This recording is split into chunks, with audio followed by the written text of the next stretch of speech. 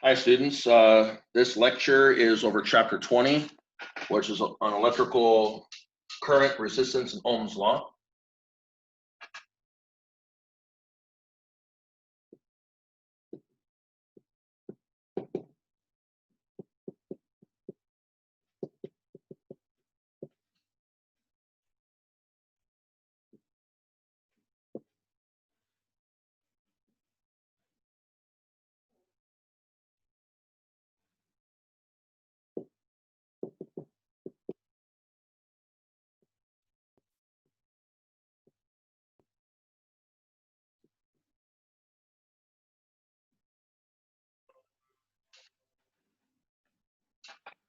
Now, so we start off by talking about so we've been talking about charge, and so we know that we've been talking about electrical circuits quite a bit, but we haven't been talking about moving charge. And so when you're talking about charge that moves, I mean, clearly charge is going to have to move in a wire in order for things to happen. When you see a wire connected to a battery, somehow along the line, when I connected wires to the battery, when I made the parallel plate capacitor, somehow there had to be a way for those charges to go from the battery terminals to the actual capacitor plates. So somehow the charge had to get from the terminal to the plate. So the charge had to move. Well, the concept of a moving charge is called a current. So by definition, a current, really an electrical current, but we oftentimes leave off the word electrical, but electrical current is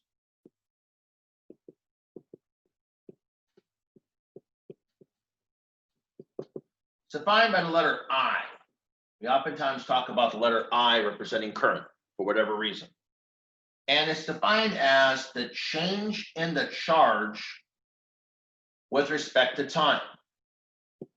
So if you imagine there being a wire, let's just imagine we have just a simple little wire. And let's make the wire bigger. So we have a wire. This is a blow up, of course. And we imagine that the wire is going to have charges in it. So we know the wire is made out of a conductor.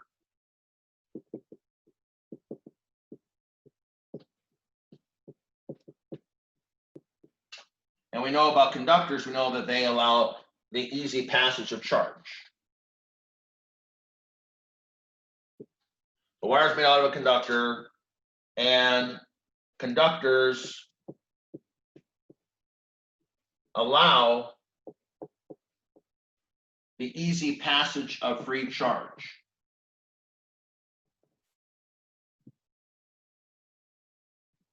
There's two types of charge that are in an object: free charge, which is free to move around, and bound charge, bound in the sense of tied, that's tied to an atom.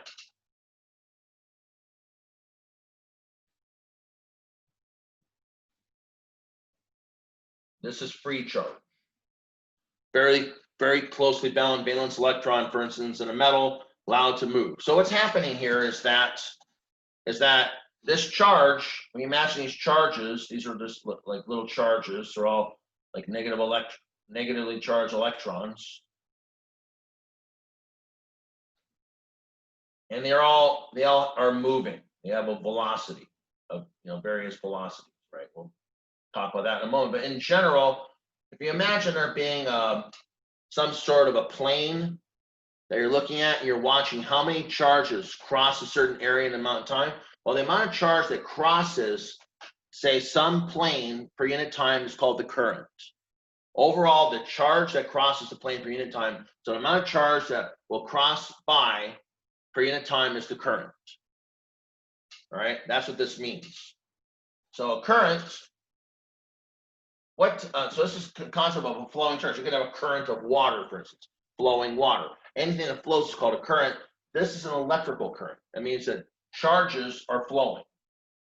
All right, so this is the basically the amount of charge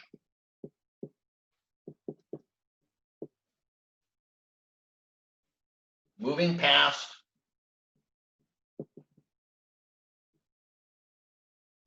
a point, or maybe a plane, maybe a plane, or we'll say perpendicular plane, if you will.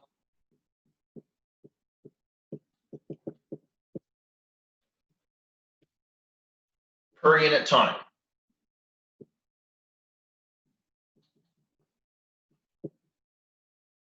So it's the concept of charges in motion. Is the concept of a current. Okay. So what are the units of a current? Well, let's see. Current. What would the units of a current be? It's going to have to be the units of, let's see, the units of charge would be coulombs. And time is per second. 1 coulomb per second is called an ampere. It's called 1 ampere.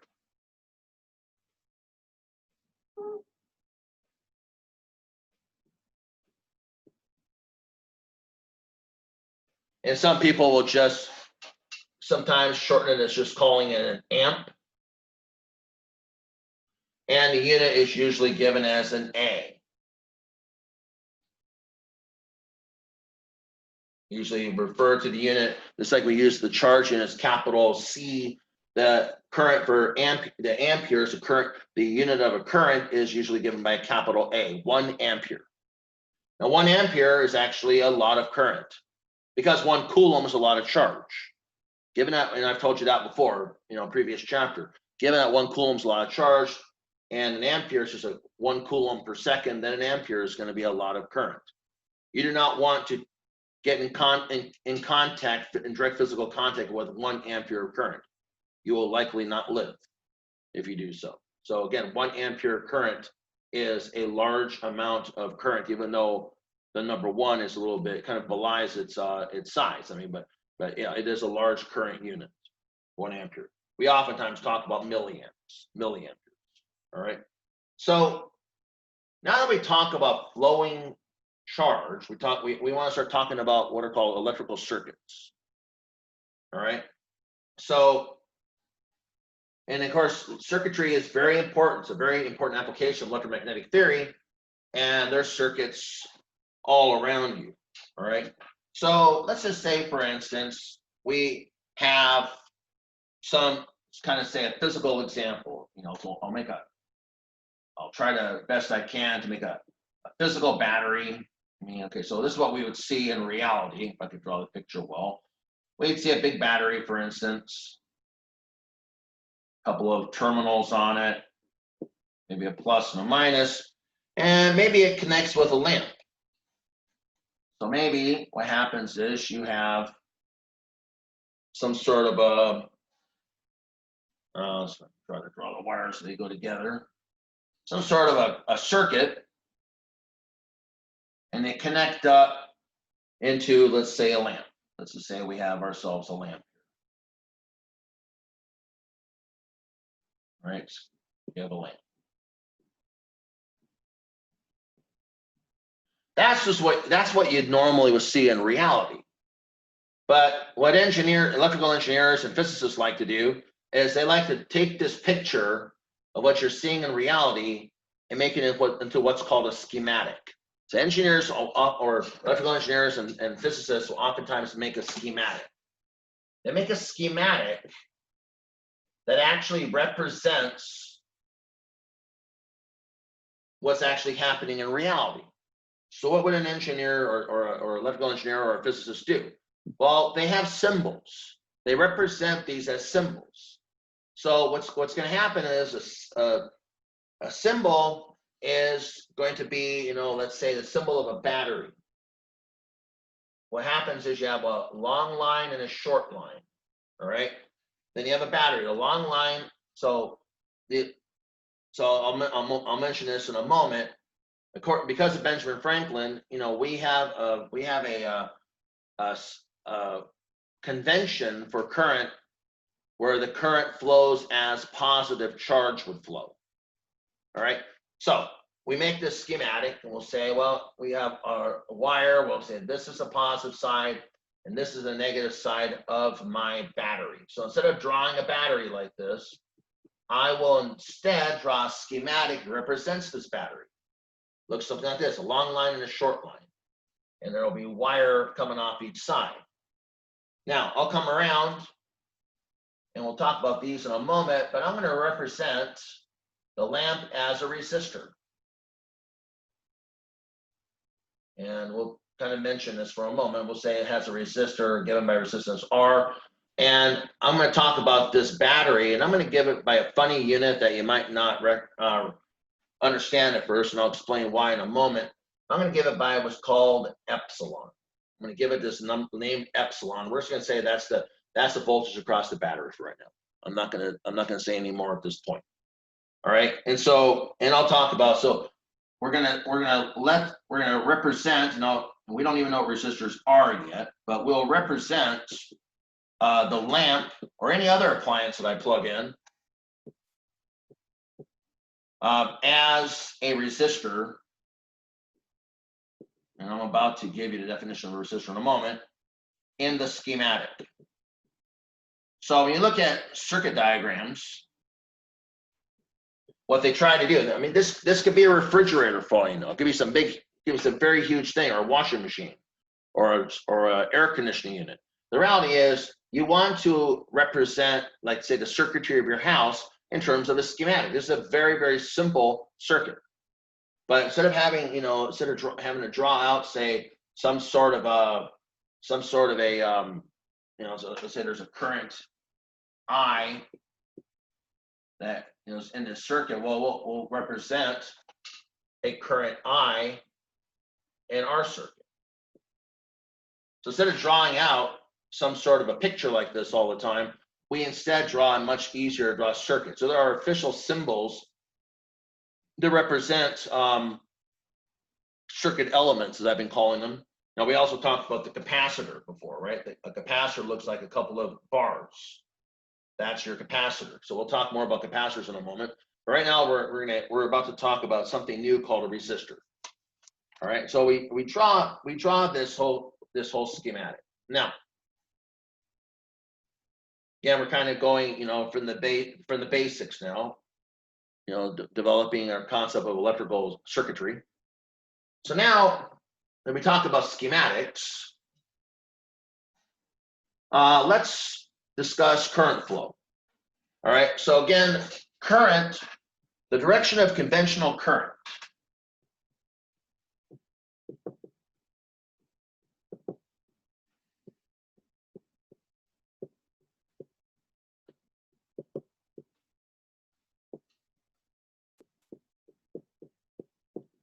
Is how positive charges would flow.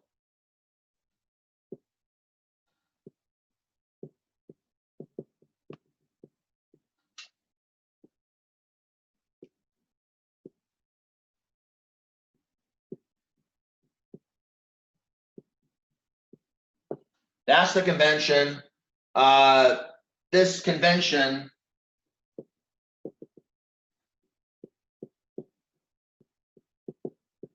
is mainly due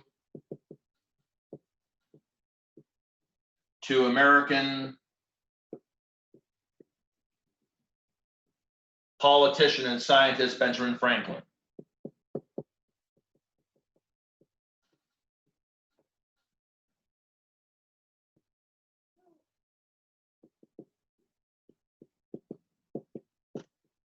You see him on the $100 bill.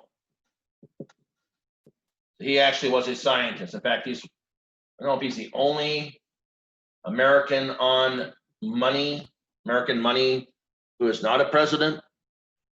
I'm not sure. Actually, no, he's one of two. Alexander Hamilton is also not a president, right? He was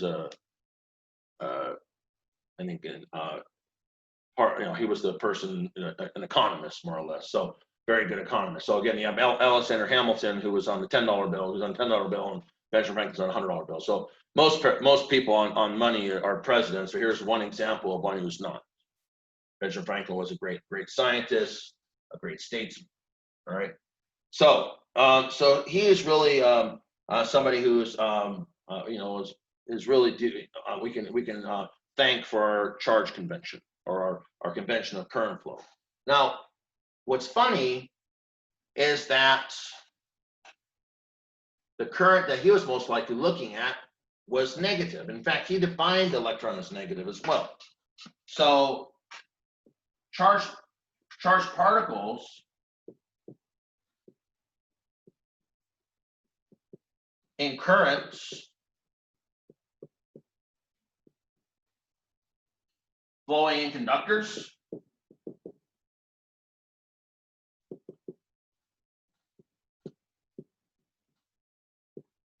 like electrical wiring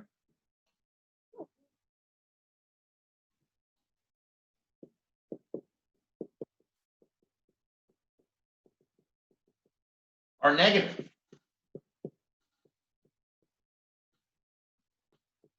Negative electrons. So they actually are not positive charges flowing. And Franklin knew this, actually. Now you could have examples of, say, ionic solutions.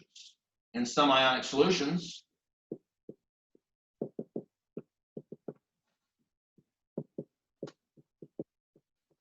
like salt water,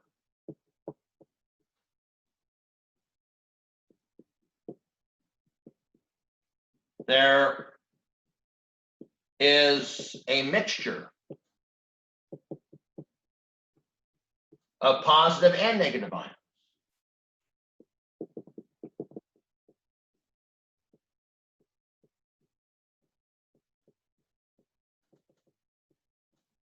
And you could have some cases, for instance, a Van de Graaff generator. Now, have you ever seen those? They look like a big ball, and sometimes we'd play around with those back in high school. You stand around in a circle of students, and you touch the Van de Graaff accelerator, and you kind of like you generate a spark. Well, the Van de Graaff generator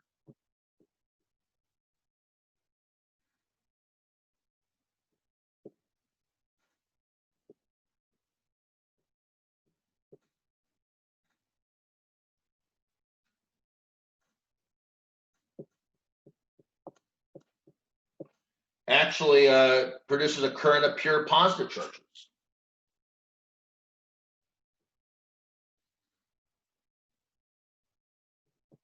So you can have positive charges in a current.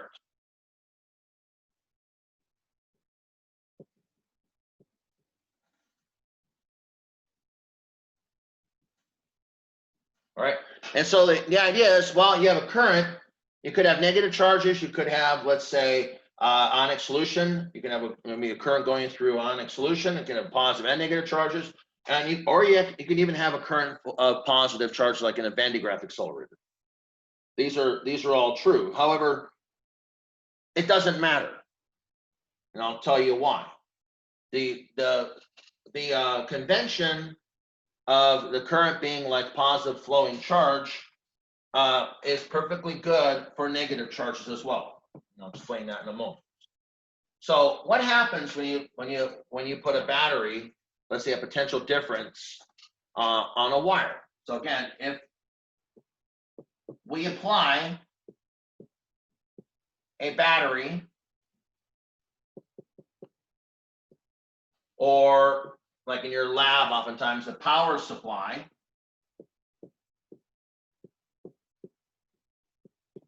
to a circuit,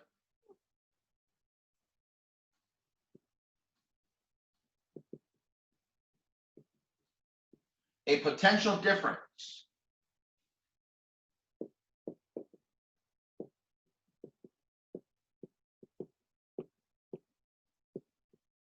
or maybe we call this a voltage, is applied,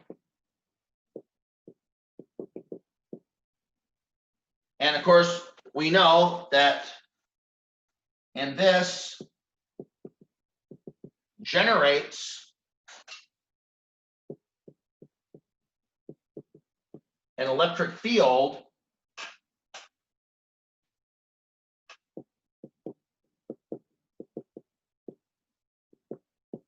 E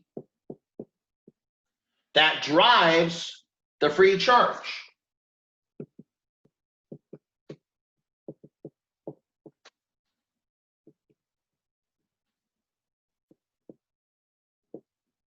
We'll call the charge Q by a force, and this is all stuff we've already learned. F equals EQ or QE. So now you have charges being driven in the circuit. So you apply the power supply. It creates a potential difference of voltage across the power supply. That creates electric field, because you know V equals ED, for instance, like you talk about two potential plates, and let's say we can assume, like in the case of two parallel plates. Once you have a potential difference, you know that there is going to be an electric field. Because you have an electric field, you put a charge, and these little free charges act like test charges. You put a charge in an electric field, you generate a force. That charge now has a force on it. Okay, well, so let's imagine here that the charges are positive for a moment. What's going to happen?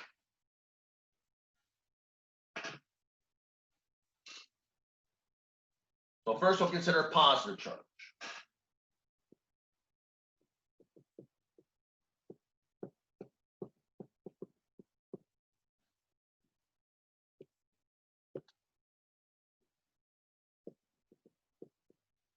So positive charge carrier, okay? Just assume that for a moment. So what's going to happen? Let's kind of blow up my picture of my current. So now I've applied a battery. So I have a battery now, and so there are going to be positive charges.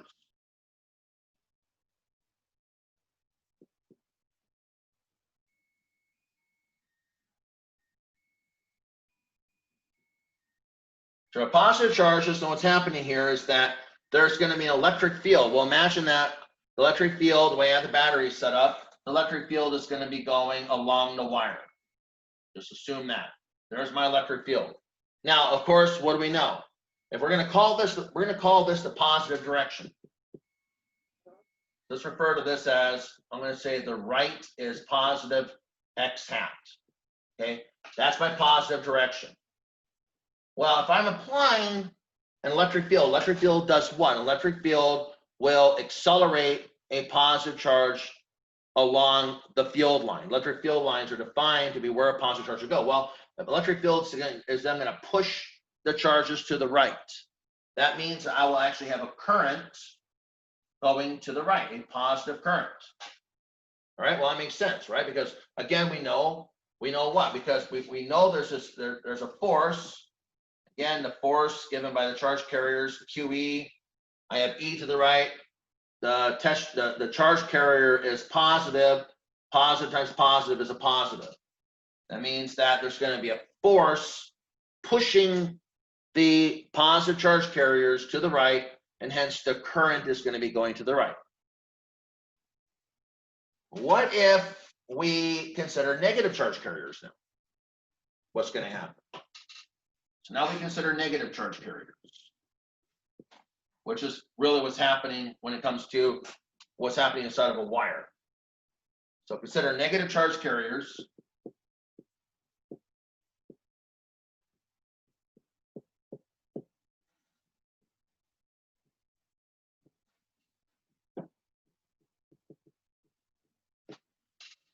And what's our current going to be?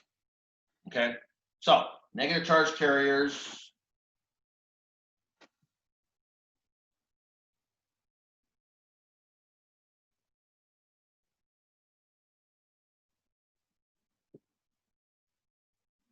Well, again, my electric field is going to still be to the right. Oh, I'm sorry, electric field is still going to be to the right. That doesn't change. Okay, here's the thing though. If the charge carriers are negative, that means the force is actually going to pull them to the left, right? So they're going to, so unlike here, these are going to get pushed to the right in general, on average. Well, these negative ones are going to be pulled to the left. I mean, why is that? Well, the force, again, is QE. And so we still consider the right direction as positive x hat.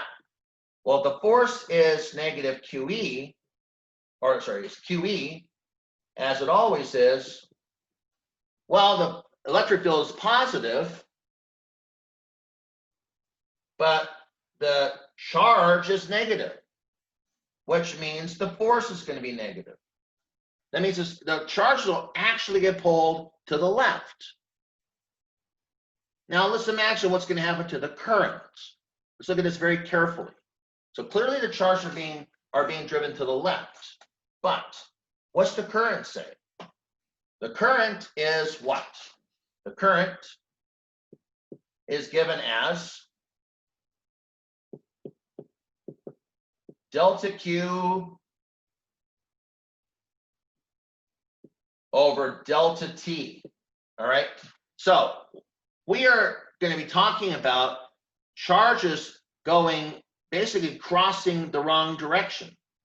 So we have actually negative charges going in the negative direction.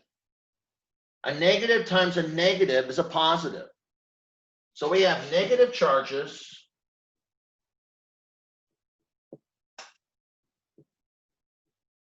moving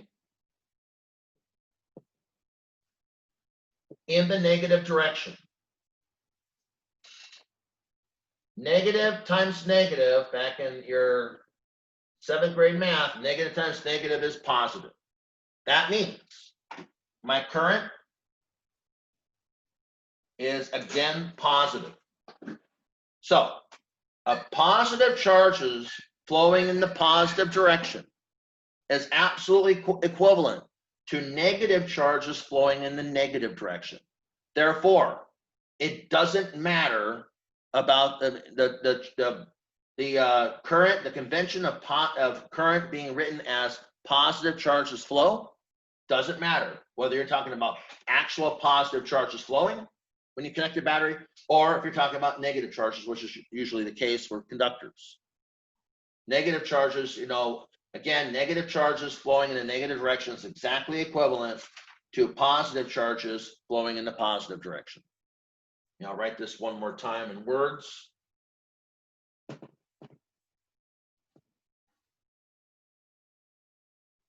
So that makes life a little easier, in that we can still go with Benjamin Franklin's current convention. So again, positive charges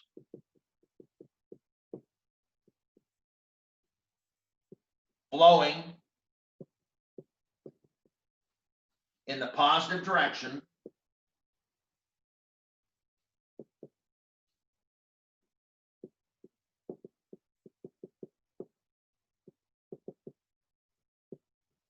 is equivalent to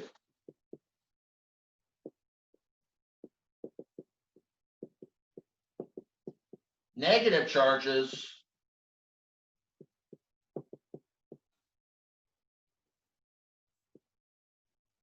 flowing in the negative direction.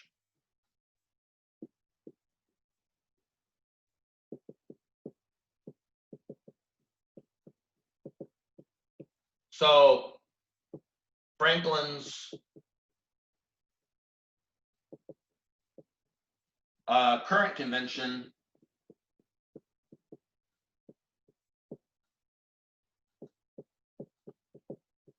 as flowing in how a positive charge would flow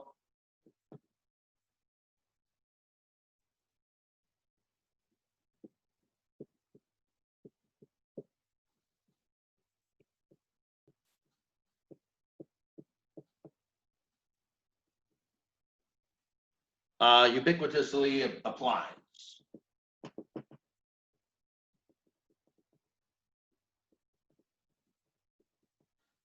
Doesn't matter. So again, positive charges flowing in the positive direction is equivalent to negative charges flowing in a negative direction. So Franklin's current convention as flowing how positive charges would flow, ubiquitously applied. Ubiquitously means it doesn't matter, it applies all across the board. All right, now that is current flow. Now the question really comes down to is, well, how fast do charges really flow?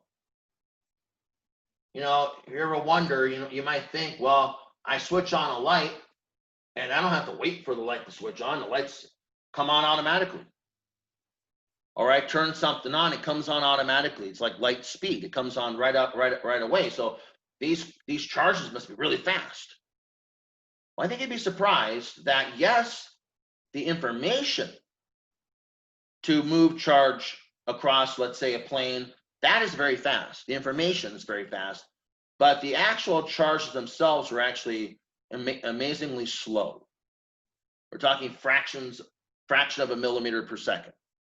So how do we see that? So again, the electrical signals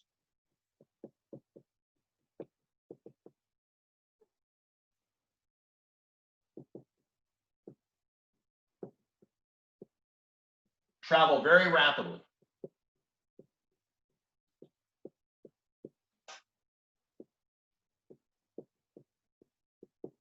Like around the speed of light.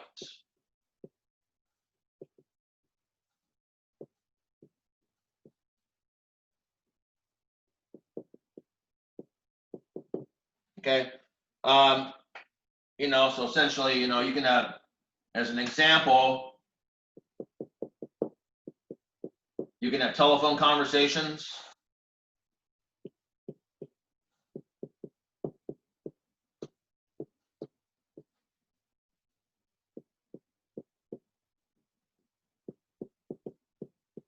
With someone on the other side of the world.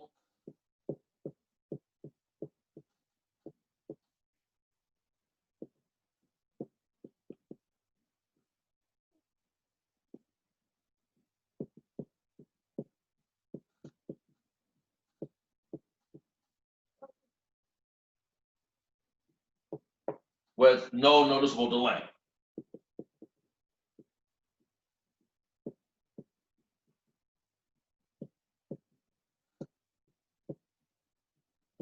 Another example, when you throw the light switch,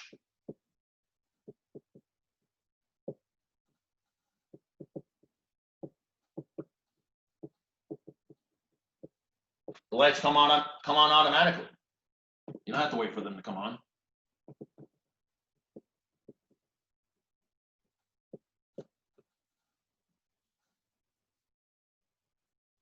Okay. So again, these are examples. Electricity seems to flow seemingly instantaneously. Clearly, everything, nothing flows faster than the speed of light, but it seems to go very, very, very fast. So, however, the charges themselves go very slowly. I'm gonna do a calculation to kind of show you this. So we find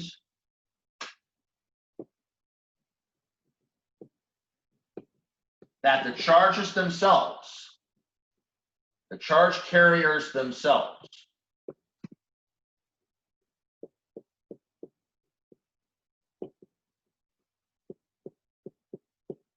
actually go very slowly.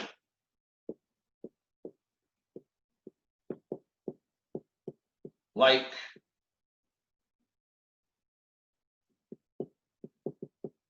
on the order of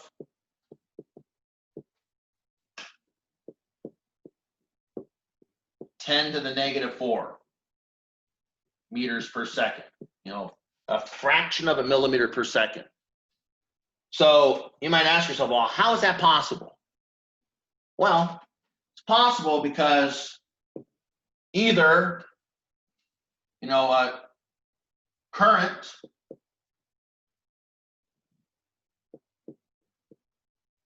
can be the result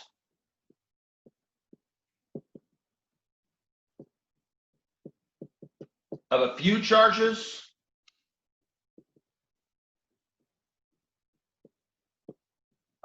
moving very fast,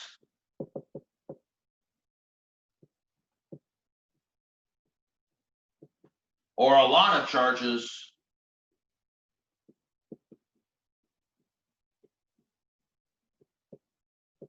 moving very slow.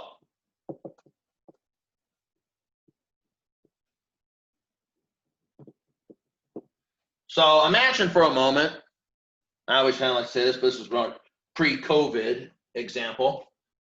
But let's imagine that you do a little experiment.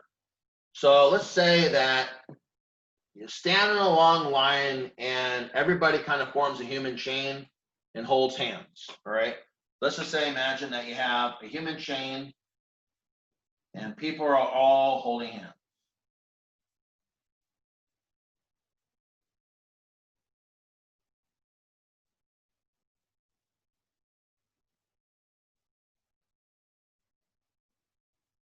And this is the extent of my art ability. I'll draw a couple more people here.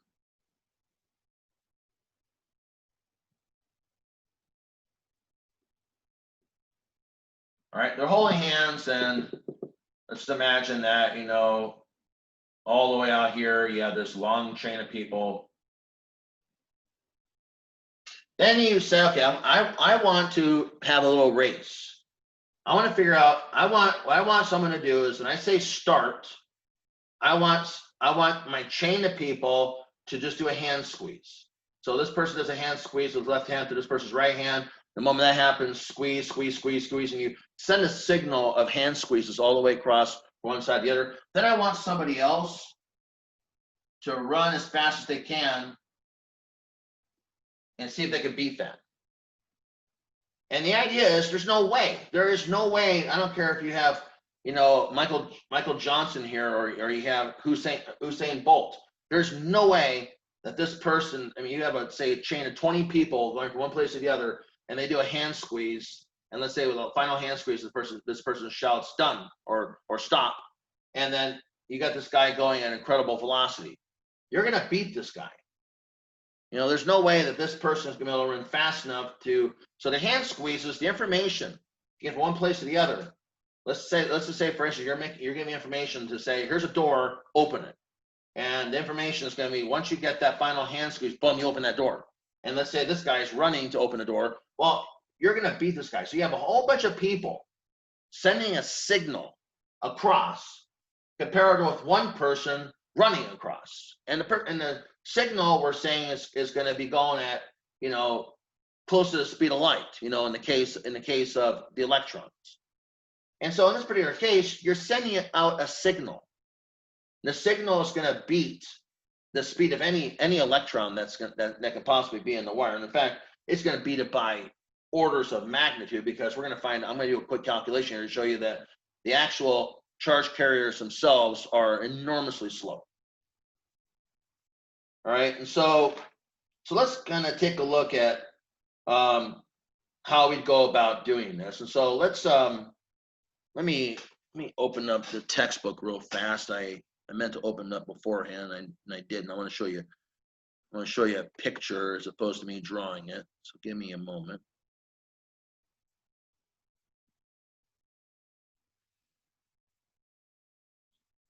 Put a picture up real quick. Hopefully quick. We're going to take a look inside of a wire, and we'll use the artist that Rice University hired, much better than me, of course, and to get an idea. I draw pictures, and you're gonna be like, what in the world is that? All right, give me a moment. I have the book open now. Let me go to where I need to be. Oh.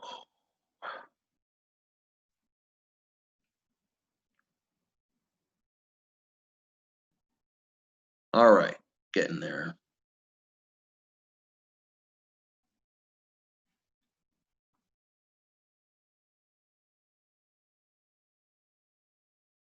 All right. So when you open up, when you look closely at what's actually happening inside of a wire. So let me share my screen here.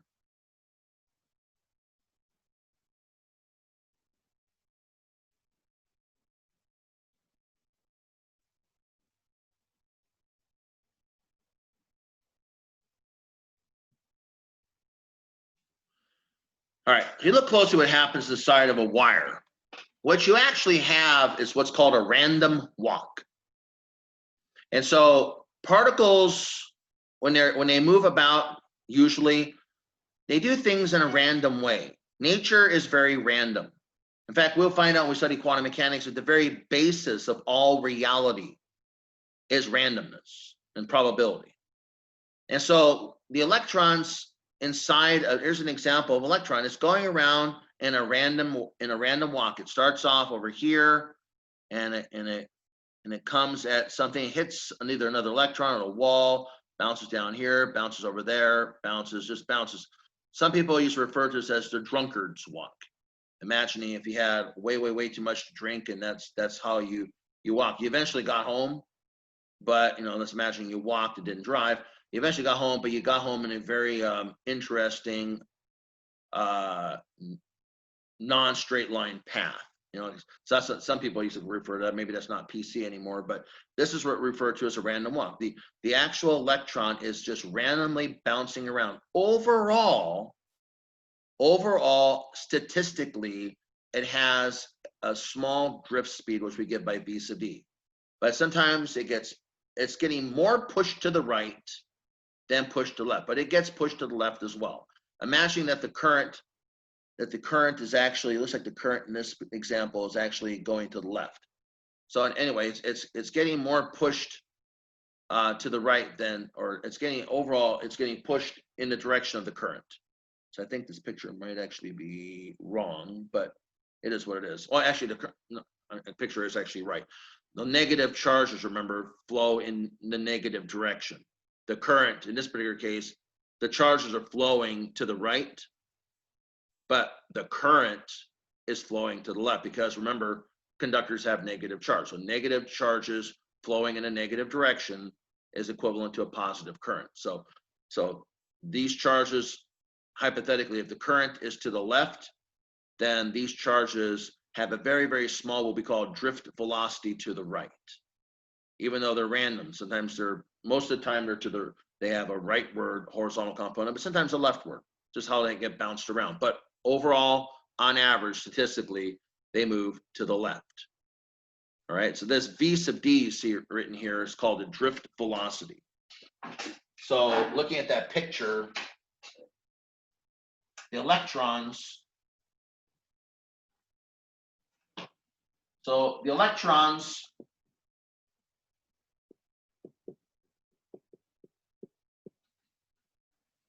moving in the conductor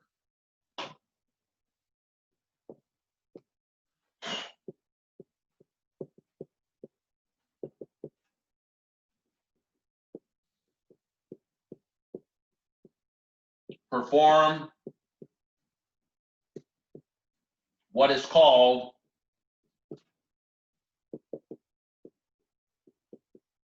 a random walk.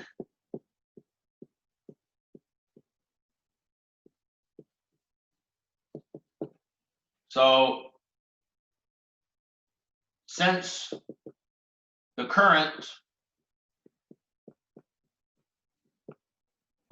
flows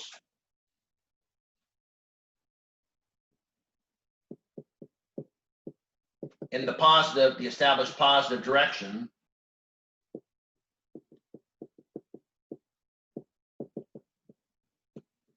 overall, the negative electrons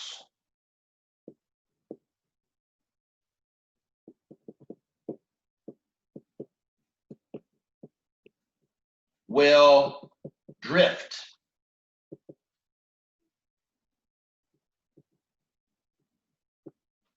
in the negative direction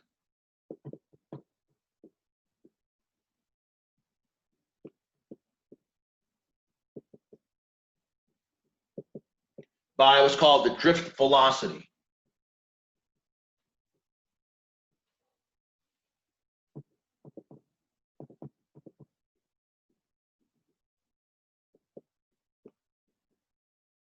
V sub d. D standing for drift. All right. So yes, the electron is moving around, but it's moving around in a random, and given all the electrons moving around in a very random way.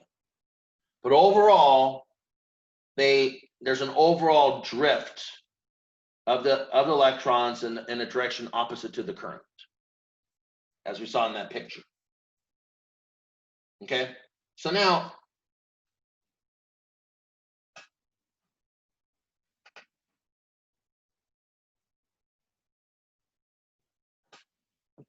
a couple other things here too is, you know, we always have to be applying a battery. We can't just say, okay, apply a battery, all right, get going, current, keep going.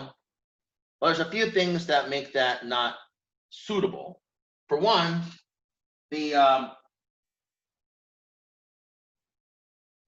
power supply has to continually be attached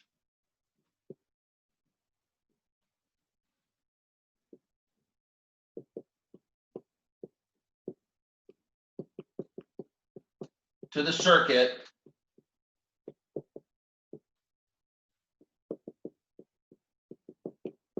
to keep the electrons moving or keep the current going.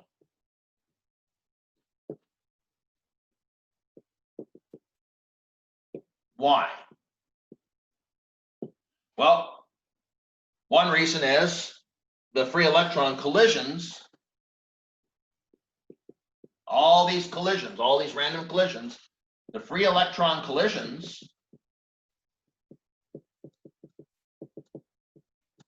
cause transfer energy to the atoms and to the conductor. So they cause a transfer, so the electrons lose energy.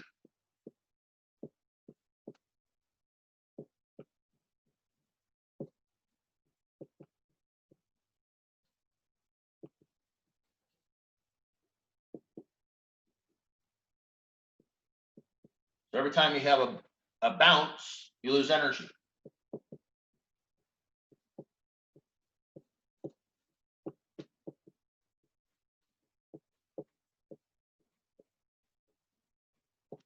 All right, so it's constantly, and so what we see here is the conductor actually heats up. So this transfer of kinetic energy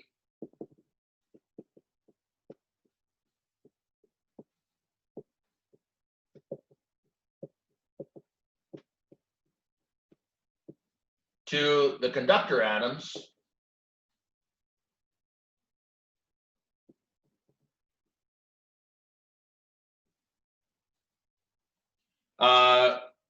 converts to thermal energy.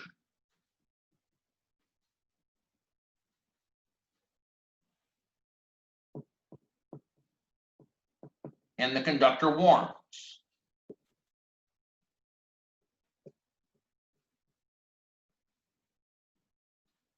You know, if you've been plugging your computer in for a while and you look at your little charger cord and you put your hand on it, it's going to be nice and warm. I mean, this is what's going on. There's electrons that are making their random collisions in your power cord and causing this warming of the conductor. All right, so let's kind of get an idea of how fast these electrons. What is this drift velocity? Let's get an idea of how big that is. I kind of told you it's like 10 to the -4 meters per second. Let's see how that is. All right, so we're gonna do kind of a simple calculation.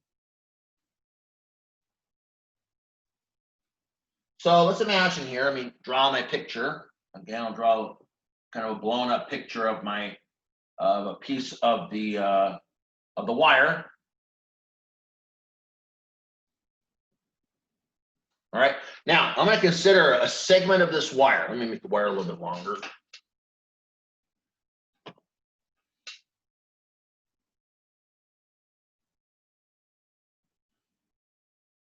I'm going to consider a little segment of the wire. So I'm going to imagine, let's just consider some segment of the wire. And kind of just imagine this segment of wire here. And let's say the segment of wire, we'll say the wire has an area A.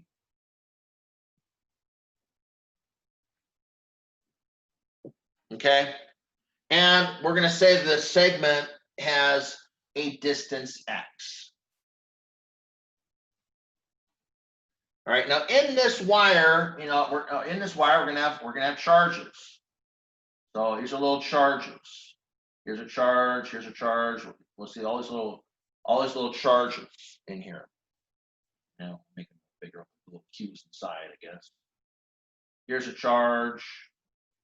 Here's a charge. Inside, we have charges. And on the other side, we have more charges. The whole thing is full of charges. All these free charges moving about. All right, and so they're going to be moving. Imagining. So now, what we want to try to figure out is, well, we can always establish a density of the charges, and so we'll say that first of all, we'll say that what is this volume? So the volume considered. So the volume being considered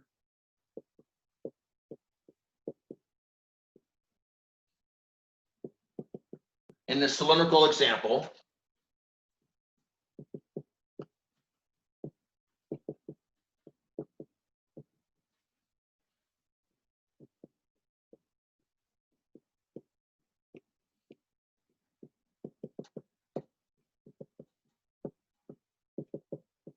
is, we'll just say the volume, big V, is AX.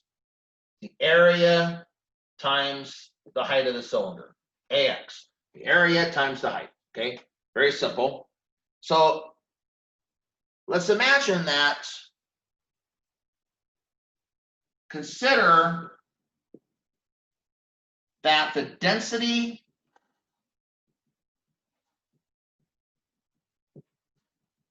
of free charge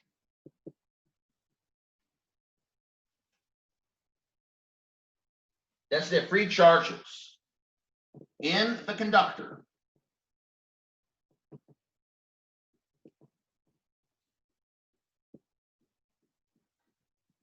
is N electrons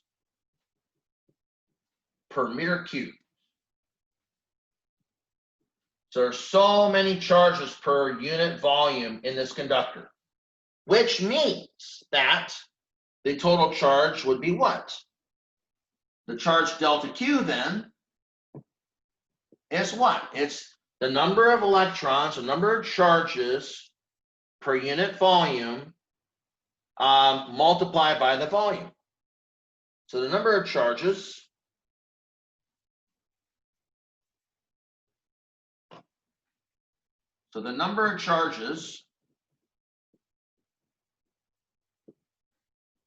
number of electrons per meter cubed will then be what? It'll be NAX. Number of electrons per unit volume times the volume AX. So it's NAX. Therefore, since electrons have a charge Q sub E, I'm not going to worry about negative signs right now. Let's look at magnitude. This is electrons have a charge Q sub E, which is 1.60 times 10 to the negative 19 coulombs. The charge per unit volume, or the charge, I guess the charge per unit volume is then going to be Q, so we'll call that delta Q, this charge. in that volume is delta Q. Let me write it down here. Delta Q is, this is the number of charges. Charges, electrons per unit volume. Every electron gets one charge, one fundamental charge, times the volume. So I'm going to put a Q in the front of it. Q sub E, the charge on one electron, times NaX. All right. So if in this particular unit volume AX, we have little n charges per unit volume. The number of charges in this volume will be NaX. The amount of charge in that volume will be Q NaX, or Q sub E NaX. Q sub E is the fundamental electric charge. That's the charge of an electron. So we know how much charge is in this particular volume. And that's Q sub E NaX. Let's remember this here, because I need to start erasing for real estate purposes. Let me erase a little bit of this now. So now we know that in this sample volume of area A, the cylindrical volume of area A and depth X, given that the material, whatever this is made of, whatever its conductor is, copper or whatever, has a charge density N, the amount of charge, given that these are electrons, the amount of charge in this little volume is going to be Q sub E, the fundamental electric charge times N cap A times X. All right, so now what's the current? Remember the current now. The current is going to, we always say is I is delta Q over delta T.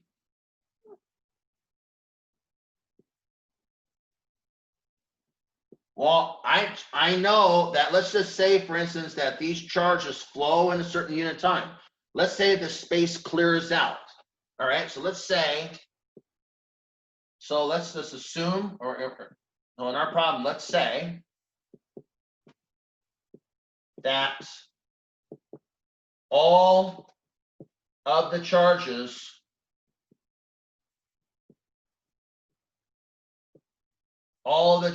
delta Q moves through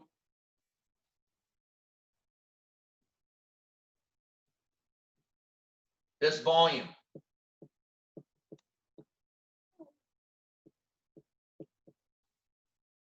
In a time delta T, could be 1 second.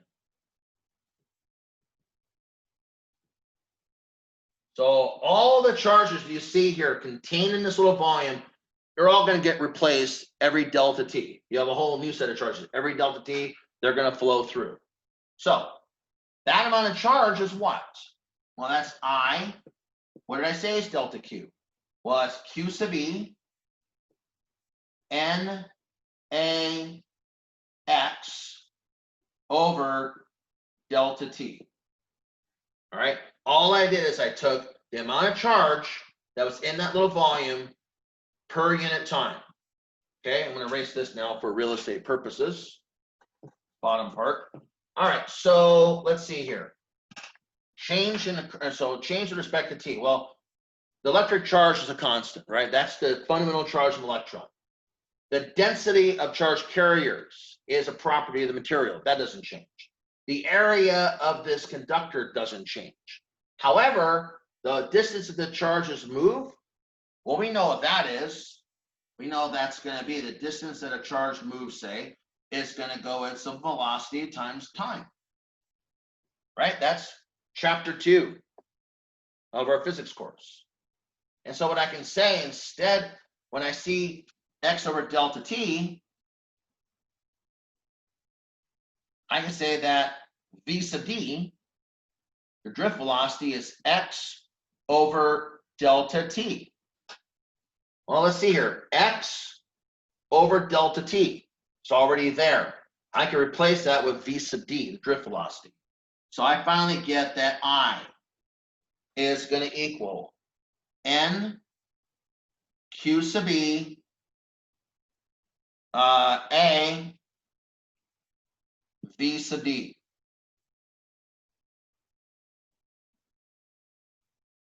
So the macroscopic measurement that I can make, the current that I can do in the lab, is basically the number of charge carriers per unit volume in whatever the material, whatever the conductor is, times the fundamental electric charge, 1.60 times 10 negative 19 coulombs, times the cross-sectional area of the wire, times the drift velocity. So I have something that's very much microscopic, and I can measure it with macroscopic quantities. I mean, Q sub V is not necessarily macroscopic, however, I know it very well. So that's the, again, V sub D is drift velocity. So let's get an idea of what the drift velocity actually is now. All right, so let's kind of get a measurement, typical measurement now of the drift velocity. Well, remember this equation here and see how fast these actually are moving. So I'm going to look at example 20.3 of open stacks.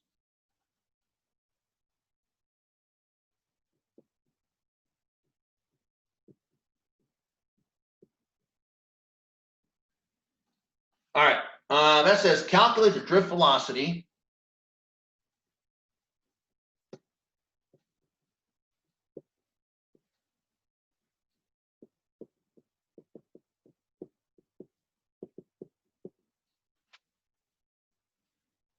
in a 12 gauge copper wire.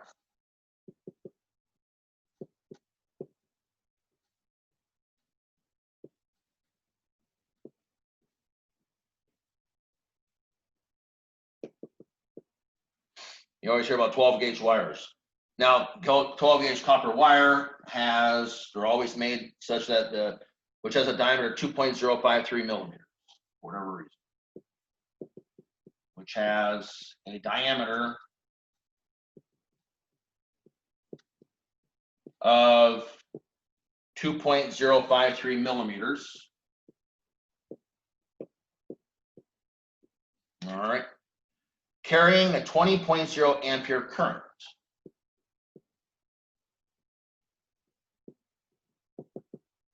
That's a large current.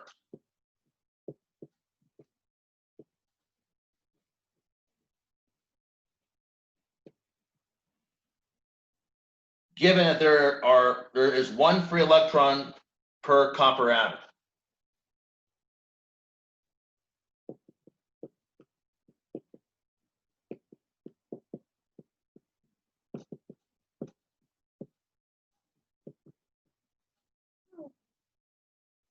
So it's very loosely bound valence electron.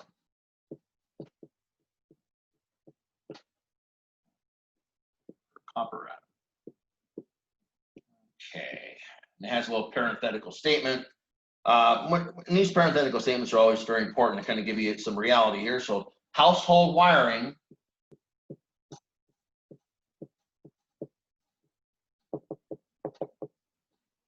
we'll get to this equation in a minute.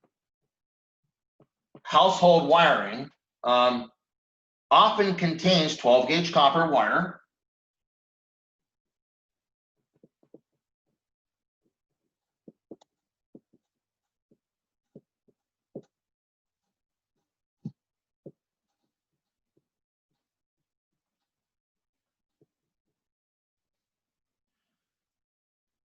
and the maximum current allowed in such a wire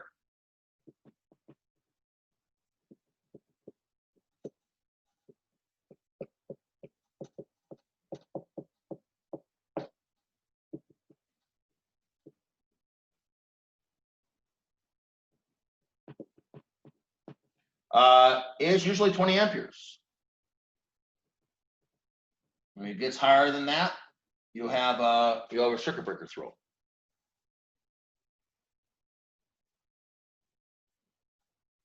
And it's nice. That's the useful statement. And they're also giving us a density of copper. So the density of copper space here is 8.80 times 10 to the third kilograms per meters cubed. All right.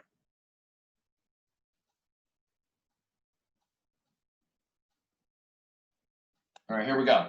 So OpenStack's example 20.3. Sometimes the most useful problems are the examples.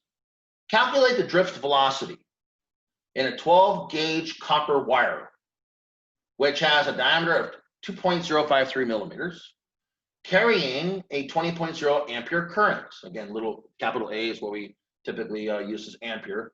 Given there's one free electron per copper atom. Again, all this is very important information. Household wiring often contains 12 gauge copper wire, and the maximum current allowed in such a wire is usually 20.0 amperes. As a safety precaution, if you exceed that, your wire, you break it, you throw a circuit breaker and that current stops.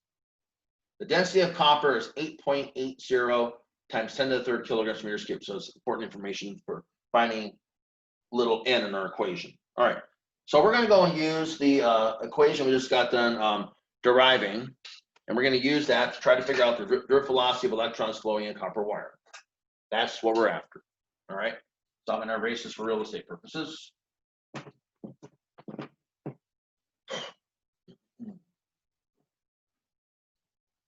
Okay, so the equation that we want to use, as I said, as I showed earlier, again, this is OpenStack's example 20.3. Find ourselves what we're doing. The equation we want to use is I is equal to N Q sub E A B sub B.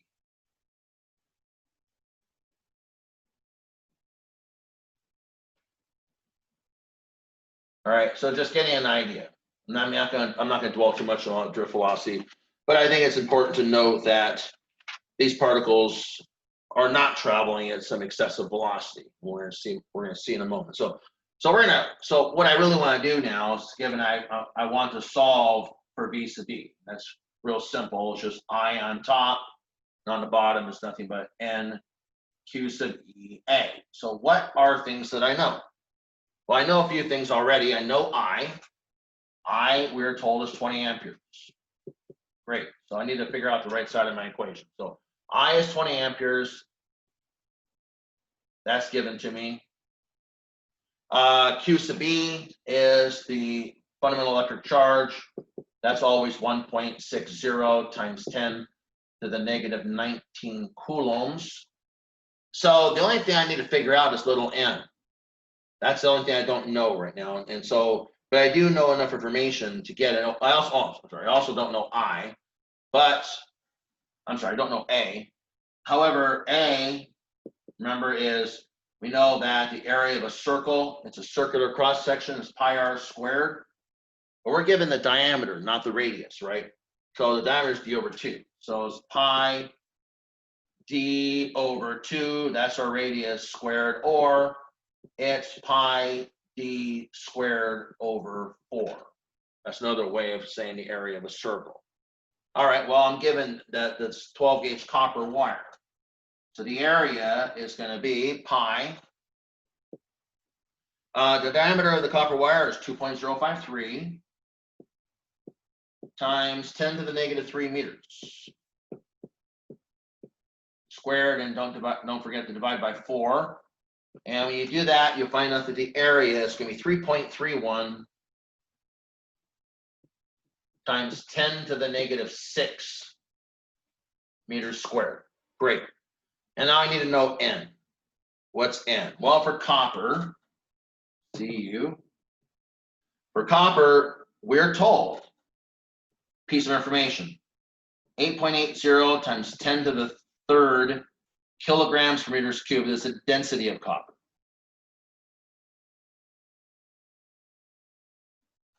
All right, well, that's good.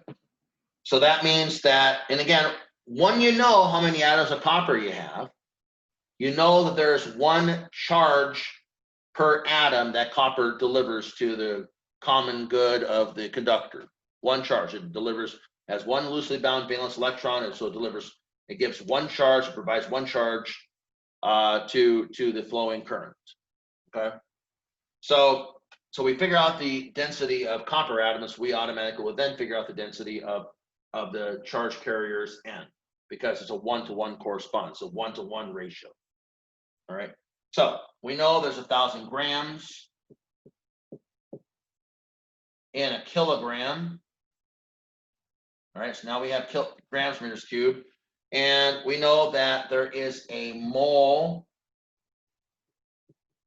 of copper, 1 mole of copper. Well, you look this up on your periodic table. A mole of copper, I guess I should have given that to you too,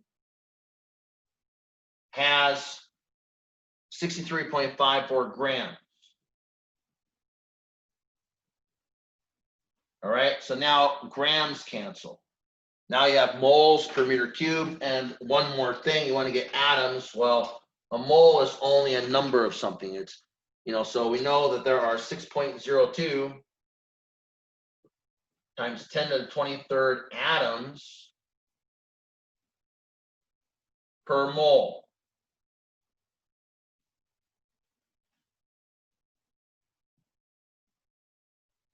All right, so remove my hand.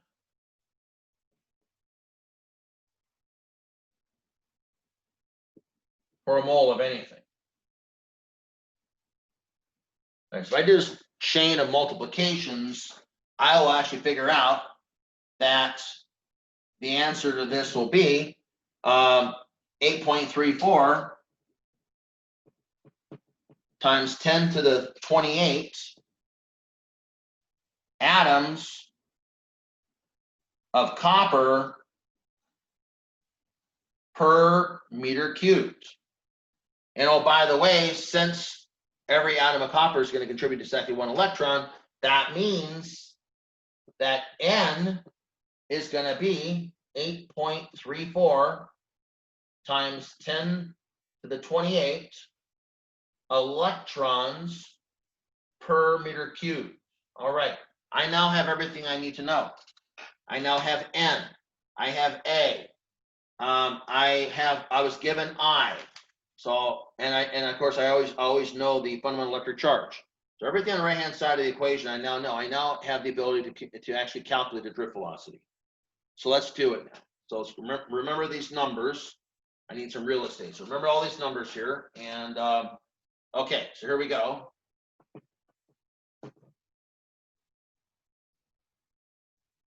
So now, well, we can remind ourselves what they are. So remember that A was 3.31 times 10 negative 6 meters squared, and we just figured out little n, which is 8.34.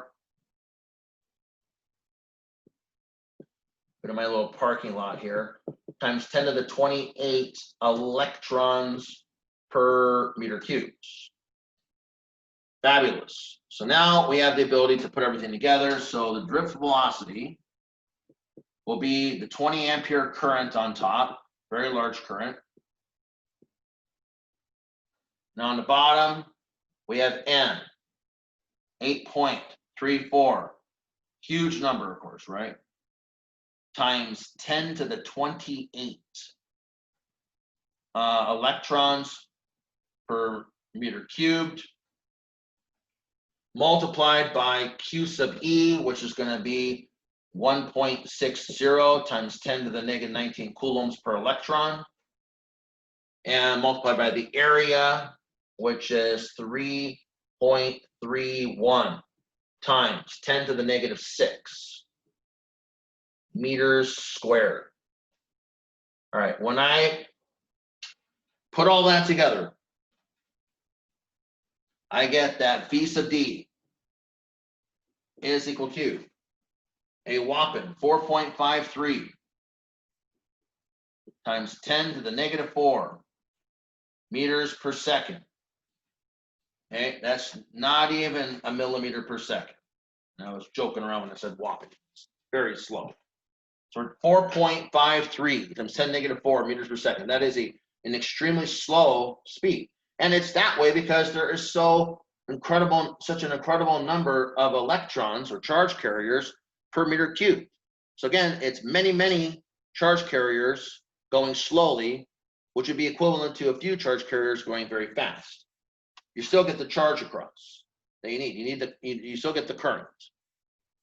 All right, so again, the current goes excruciatingly slowly. I mean, I'm sorry, not the current, but the actual charged carriers themselves go excruciatingly slowly. All right, let's work a few problems out.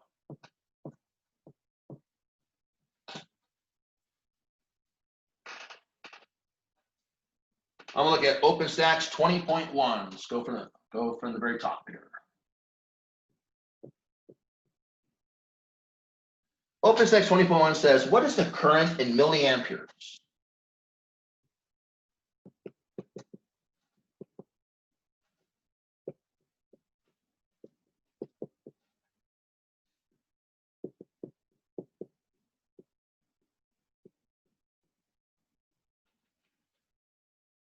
Produced by solar cells.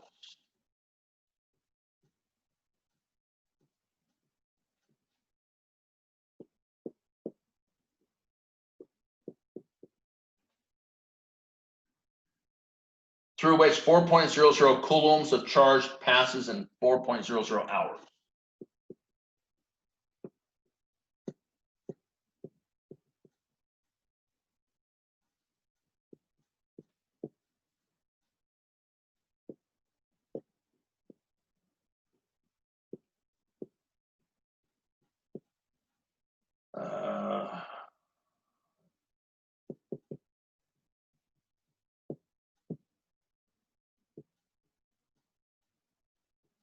All right, so what's the current in milliamperes produced by solar cells through its 4.00 coulombs of charge passes through in 4.00 hours? That's your time.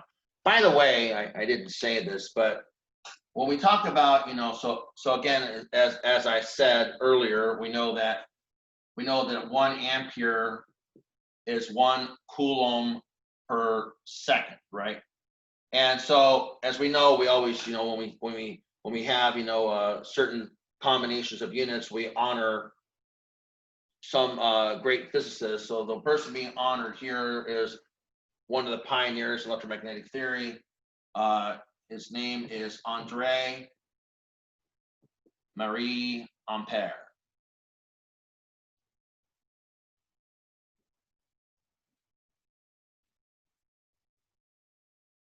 Accent grave, French.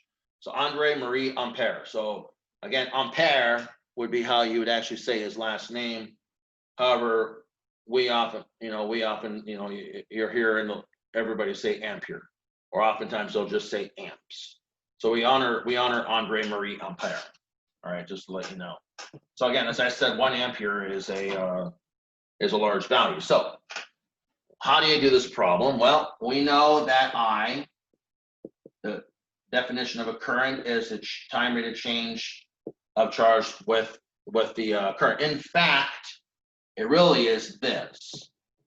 It's really instantaneous. You'd have to actually say you take the limit as you get smaller and smaller changes in time. As the changes of time get infinitesimal of delta Q over delta T, and that is calculus. We refer to that as we actually exchange the deltas for D's. We call this the QDT. This is the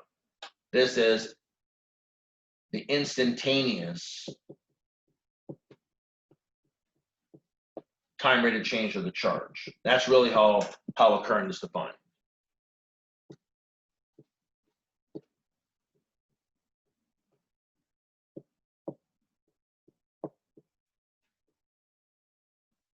So this is called a first time derivative in calculus, right? This is differential calculus. So you would actually, in calculus, if you're taking calculus, you would call this the first derivative of Q with respect to time. So again, if this means nothing to you, that's okay, because this is college physics. But understand what you're missing, because you're not getting the actual calculus. This would be, you would do what are called derivatives in calculus 1. All right, so just to let you know what this means, but we're not going to worry about that. We're going to go with this definition, but understand this is what you're missing. All right, compared with taking the university physics. All right, so here you go. We're going to go with this. And so, well, let's see here. How much charge do I know that gets moved? Well, it's going to be 4.00 coulombs right there, divided by how much time? Oh, 4 hours. And of course, hours doesn't do me any good. That is not a base unit, a base SI unit. I need to get into seconds because I know that the ampere is a coulomb per second, not a coulomb per hour. So I got to convert this to hours. Well, that's easy. You just multiply, factor ratio method. So 1 hour has 60 times 60 seconds, or 3,600 seconds. All right. Now we get hours to cancel. Now we have coulombs per second. So I do this multiplication and division. I find out that I is going to equal, let's see here, 2.78 times 10 to the negative 4 amperes. However, I want milliamperes. So I'm not quite done yet. So I is going to be the 2.78 times 10 to the negative 4 amperes. And of course, what do I know? I know that there's 1,000 of these milliamperes. Milli means 1,000 of something, 1,000 milliamperes per ampere. Amperes cancel. And so I find out that the current is actually going to be 0.278 milliamperes.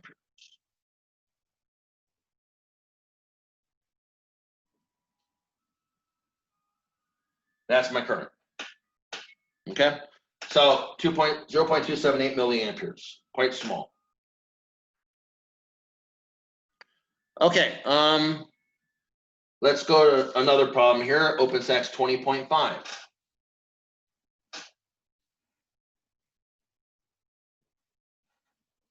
We're getting the definitions down here. We're just learning about current.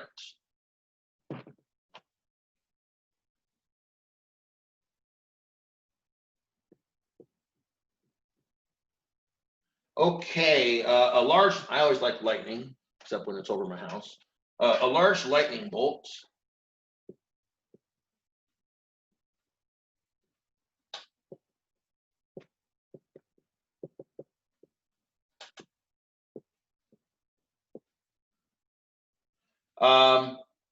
had a 20,000 ampere current. That is crazy big.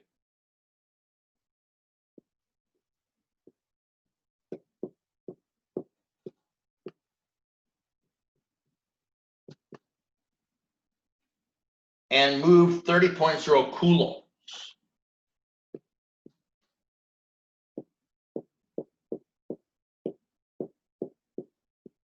Of charge. What was the time duration?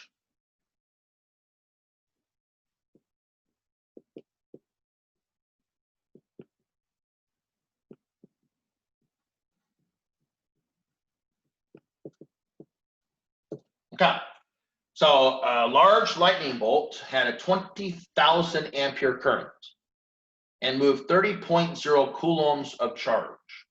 What was the time duration? So what do? Well, I go back to my definition of current. I is delta Q with respect to T. Now I know I know delta Q. I don't know delta T, so I'm going to solve for delta T. So again, it's just simply like exchanging partners here. So delta T is delta Q over I. All right, so that's going to equal 30 coulombs.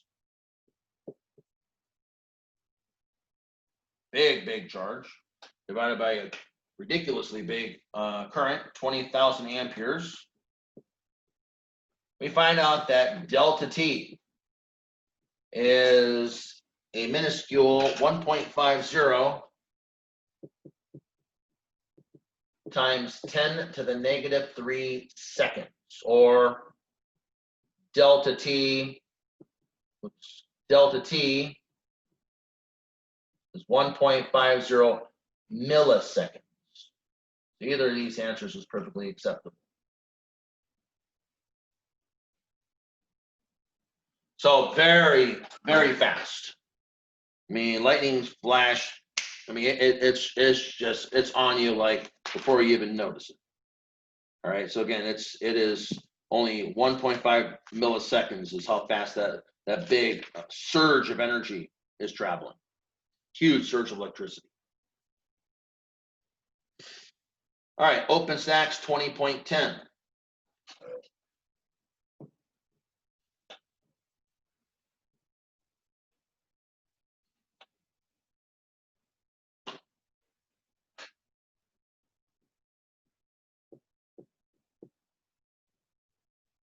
This says a clock battery.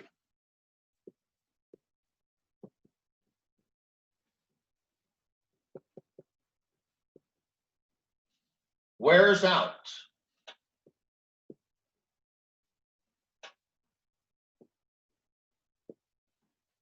after moving 10,000 coulombs in its lifetime.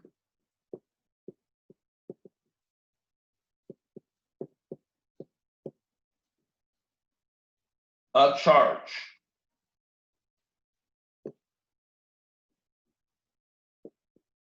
Through the clock.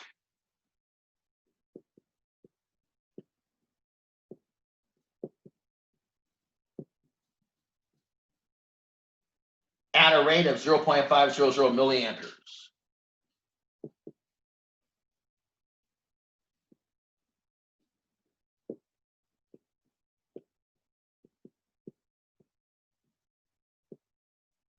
So, two parts. A, how long did the clock run?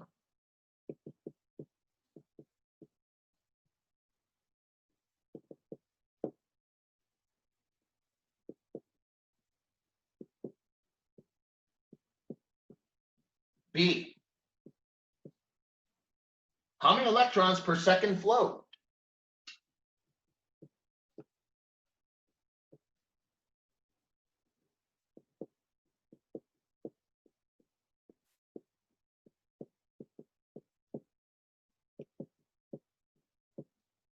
All right, so you have a clock that's in operation for a while. A clock battery, its lifetime moved 10,000 coulombs of charge at a rate of 0.500 milliamperes. Okay, how long did the clock run? And how many electrons flowed per second? All right, so for realistic purposes, I'm going to erase this. Remember what we have here. So we go back to our definition here. So we know that we're going to move in its lifetime, we're going to altogether move 10,000 coulombs of charge in the statement givens, like we normally do when we show our work. We also know that the current in this clock is basically 0.500 milliamperes, or 0.500 times 10 to the negative 3 amperes. You always want to go back to your base SI unit. The base SI unit for the current is the ampere. All right, so what's the relationship with current and time? Well, we know that I is delta Q over delta T. Again, this is very much like the last problem. We want to solve for delta T. We know I, we know delta Q. So delta Q, delta T, we switch partners, is delta Q over I. And we can work it out right now. Delta T, delta Q, we know we have 10,000 coulombs at a rate of 0.500 times 10 to the negative 3 amperes. We find out that delta T is going to be 2.00 times 10 to the 7th seconds, 20 million seconds. Okay, that doesn't mean anything to me. We got to put into something that's more meaningful. So 20,000 seconds, yeah, seems like a long time. But how long is it in something I can actually measure? Let's see. So let's put it up here. So delta T, we're saying is 2.0 times 10 to the 7th seconds.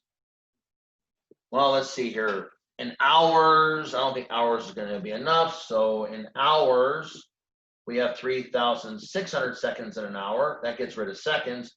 Let's put it in days. See if that's good enough. So now we know that day is 24 hours. All right, so we can cancel hours, cancel seconds. And when we do this calculation, we find that delta T is actually going to be 231.5 days. 2/3 of a year or so that battery is going to be running that clock. That's part A.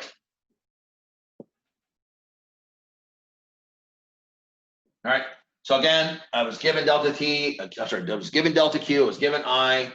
I solved for delta T, plugged in the values, and then converted to something that's reasonable. I mean, you know, on a test, I suppose if you gave me 2.077 seconds, I would, of course, I'd give you full credit. This is the right answer, but I would be kind of low and happy that you're not thinking about, you know, how does, you should always be thinking about, okay, great, I got a number. Sometimes you can get lost in the math. You want to be thinking about, okay, I have a number. How does this, what does this mean to me? Now, 231.5 days, that means something to me. That's, okay, yeah, 365 days in a year, that's about a little over half a year, close to 2/3 of a year-ish. So I'm probably going to buy 2 of those batteries each year. That's what that tells me. How about part B? Part B, the previous calculation doesn't really have anything to do with part B. Part B just basically says that, well, we want to figure out how many electrons we're going to move every second. Well, we know that the current is 0.500 times 10 to the -3 amperes, which is a coulomb per second, right? So 0.500 to 10 to the -3 amperes is that many coulombs per second. And we happen to know that an electron, every single electron, one electron, has a charge 1.60 times 10 to the -19 coulombs. I'm not going to worry about sign of the charge, let's care about magnitude right now. Well, if I do that calculation, I find out that that's equal to 3.13 times 10 to the 15 electrons per second. That is a lot of electrons.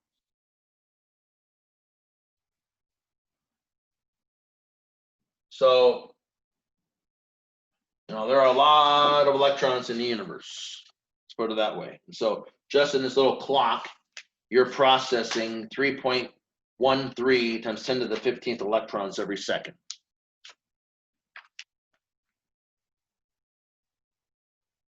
All right. Let's do one more Opus X problem before we move on to our next topic.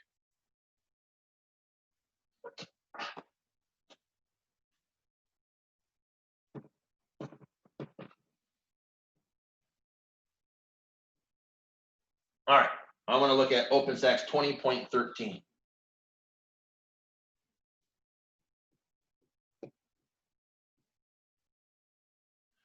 So this one says a large cyclotron, big atom smasher.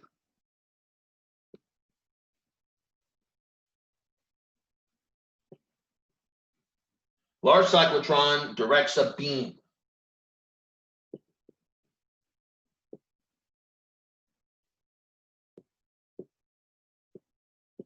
of helium ++ nuclei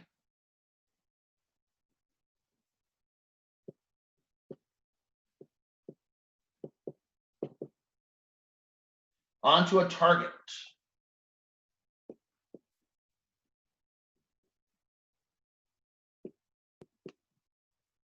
with a beam current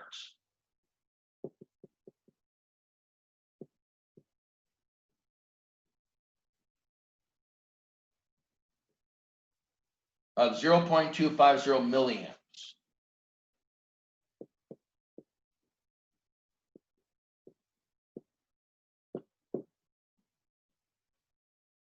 A, how many helium ++ nuclei per second is this?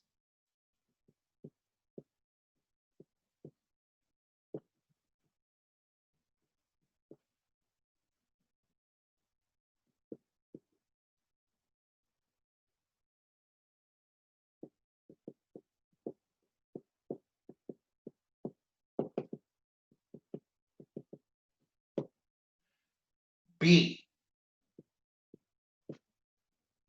how long does it take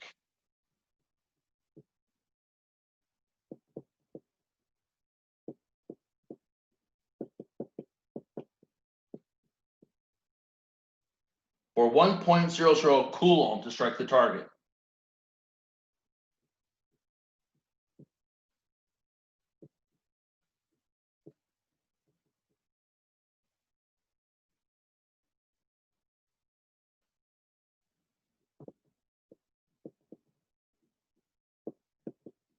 C, how long before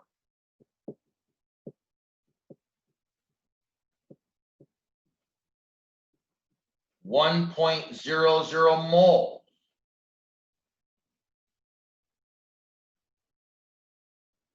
of helium plus nuclei strike the target?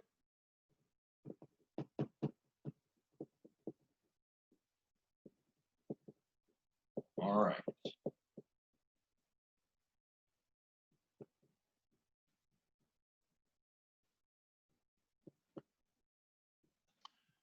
So a large cyclotron,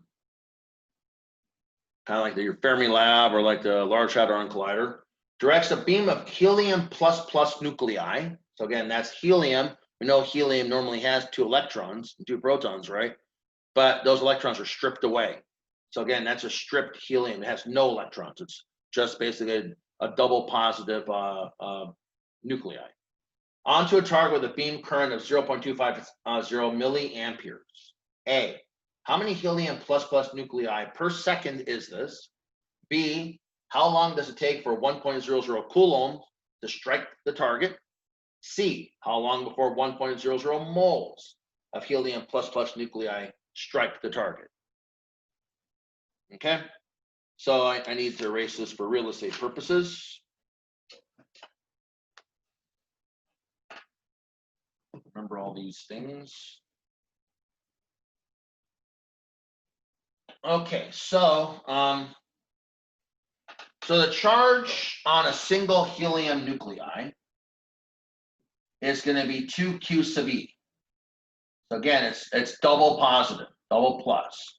So that's the charge on a single H helium plus. So I guess that's going to be 2 times 1.60 times 10 to the negative 19 coulombs.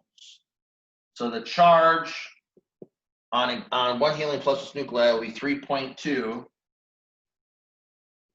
times 10 to the negative 19 coulombs. Charge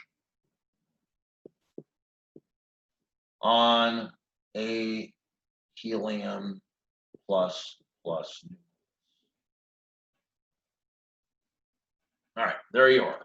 So that's the charge. Now, the current, we're given the current. I is 0.250 milliamperes, or again, we have to write in base SI, so 10 to negative 3 amperes. Got that? Now, what we want to do is we want to figure out, okay, well, how much charge, number one, is being delivered? Part A asks for how many, well, first of all, how many helium nuclei per second is this? So first of all, we got to figure out how much charge is being delivered and convert that to helium nuclei. So the relationship then is, of course, going to be that the current is delta Q over delta T. And so we would then write that delta Q, or we'd write that that implies that delta Q is I times delta T. And just doing some simple algebra. And again, delta T is, what do we ask? We're asked how much per second. So delta T is it's essentially a control measure for the problem. So it's going to be, we're talking about every second how much charge is being delivered. On that particular case, delta Q will be the 0.250 times 10 to the negative 3 amperes times simply 1 second. Okay, so delta Q will be simply 0.250 times 10 to the negative 3 coulomb.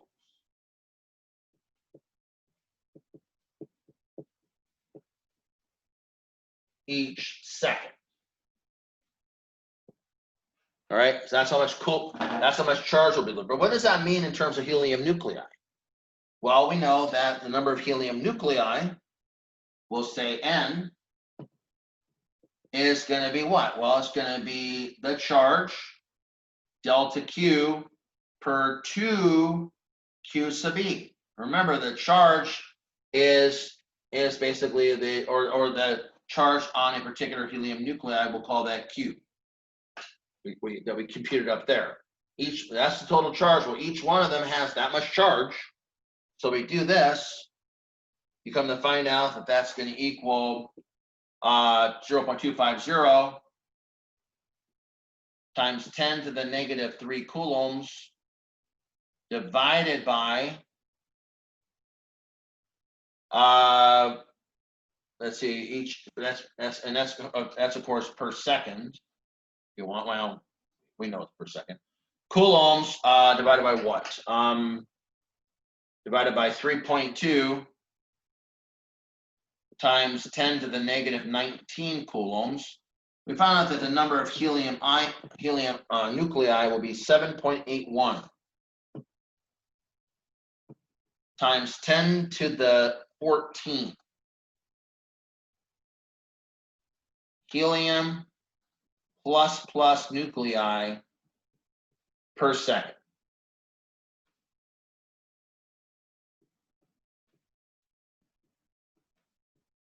All right, so in this cyclotron, there is a tremendous number of helium nuclei, double positive helium nuclei that are crossing, say, some particular plane in this conduit every second. 7.81 times 10 to the 14th of them, in fact. All right, that's part A. Part B says, how long does it take for 1 coulomb to strike the target? Okay, so we know that a coulomb, well, we know what the current is. So again, B does not depend on the work done in A. So I'll let you guys look at this for another second or so, then I'm going to erase it and do B. All right, so B wants to know, okay, well, at this rate, how long is it going to take you to get a coulomb of charge? Okay, so we see there's 0.250 times 10 to the negative 3 coulombs every second. Well, how long is it going to take you to give you a coulomb? All right, so let's do part B.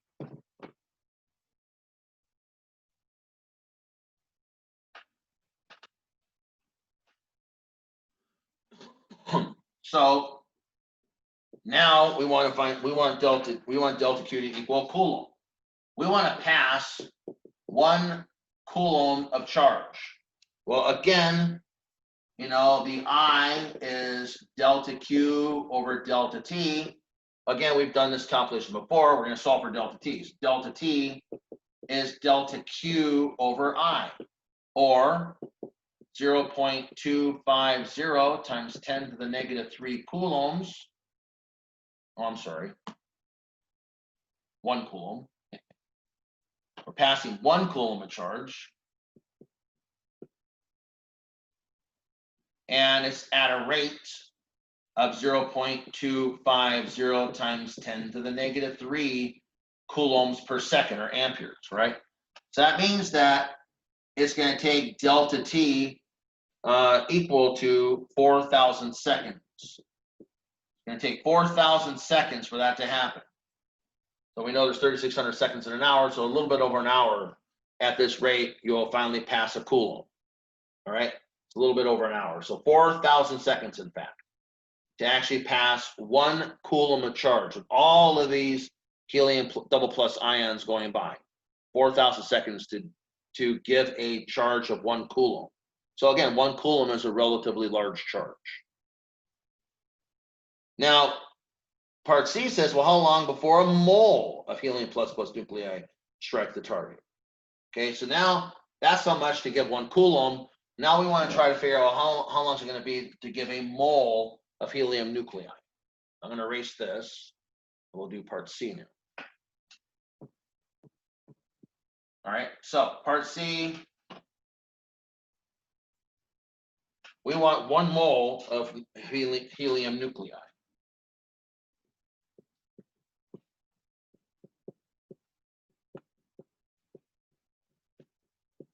So again, how much charge is that? So delta Q, again, is going to be 6.0 over here. Delta Q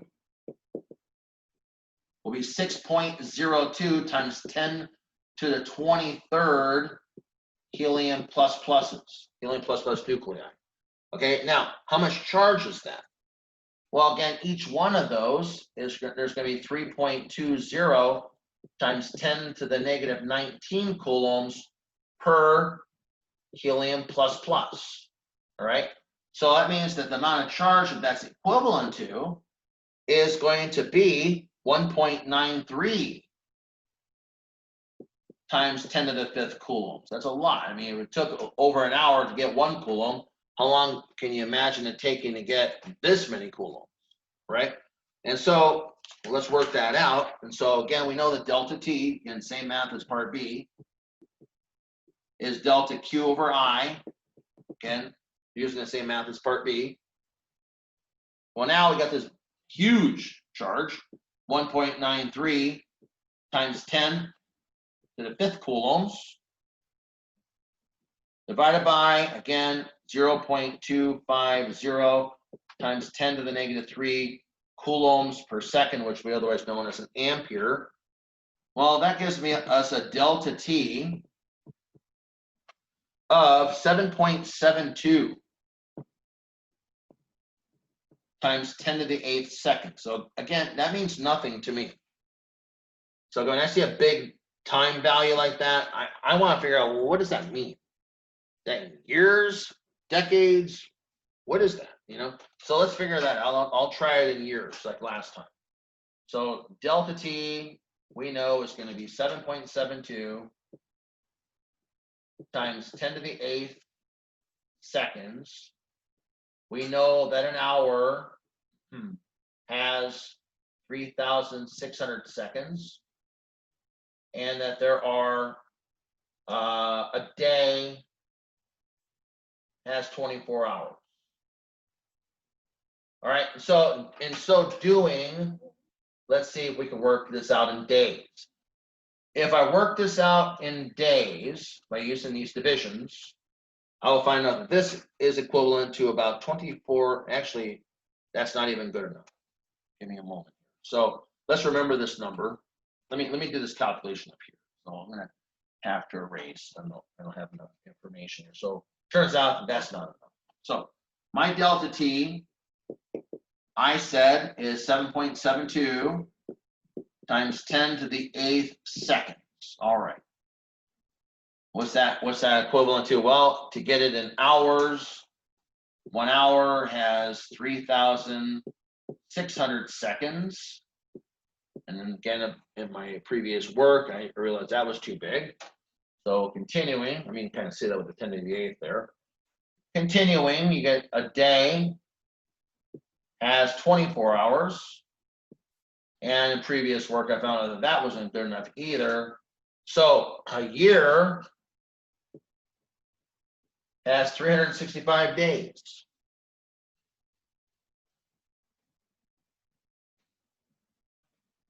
All right. After doing all of this, I find out that delta T, when you do all this, you find out it's 24.5 years. So at this rate, it'll take 24.5 years to pass 1 mole of helium double plus nuclei. Okay, 24.5 years.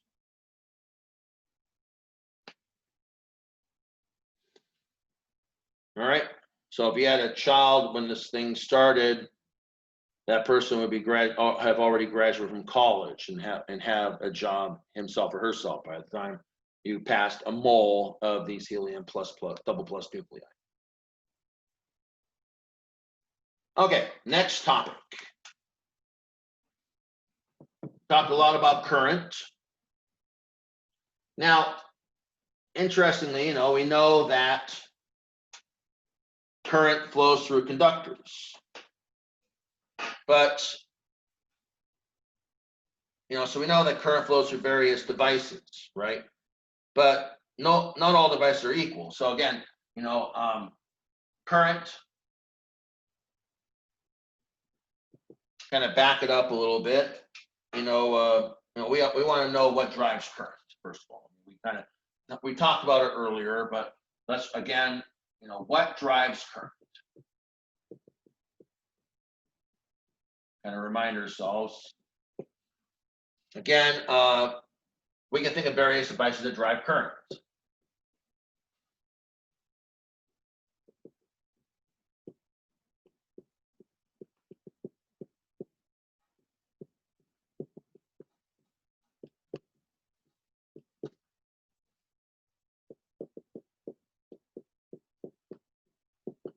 So, so it might be batteries, generators, wall outlets.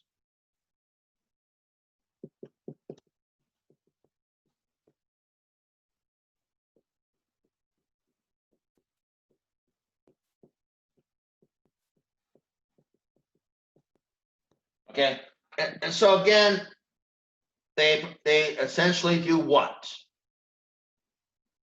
They apply a potential difference,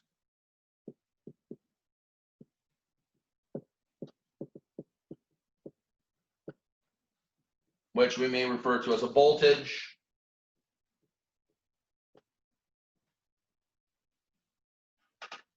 Which creates an electric field, E, and this drives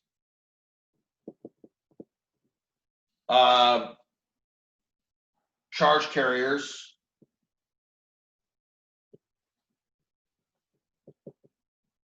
we'll say with a charge Q via a force given by F equals QE. All right, so you have charges that get driven. Again, I'm saying this again, charges get driven. All right, now the thing about it is, current flows more easily in some charges than in others. But there is a relationship that seems to always apply. So again, we look at this, we see charges, we can see that charges are driven. And so a physicist, a German physicist,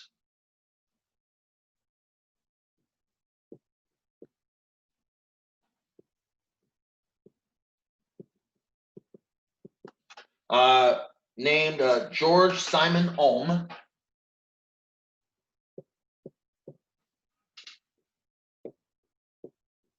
no E at the end.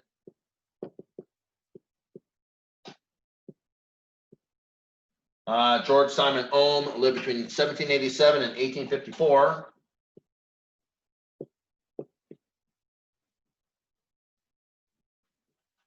Studied currents flowing in various material or various media. He noticed, so Ohm noticed that the current is proportional to the voltage.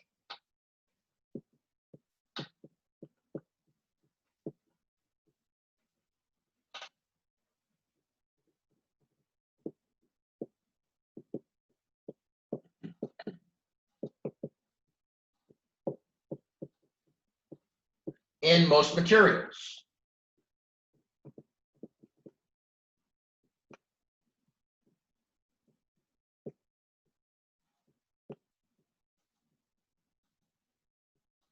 All right, so this relationship is called Ohm's law.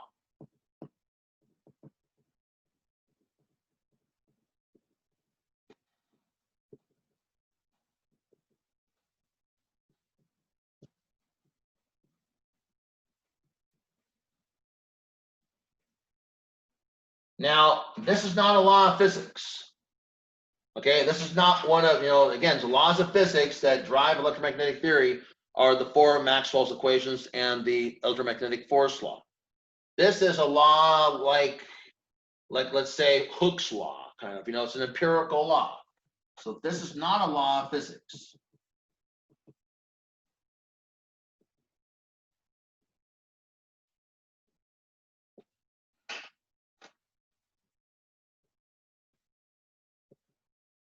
Ohm's law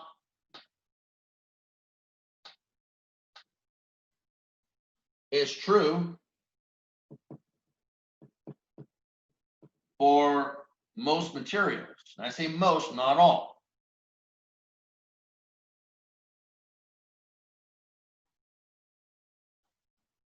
It's not general. For something to be a law of physics, it has to generally apply. Ohm's law is not generally applied. So materials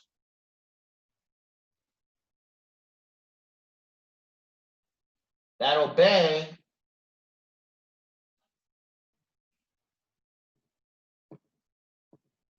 Ohm's law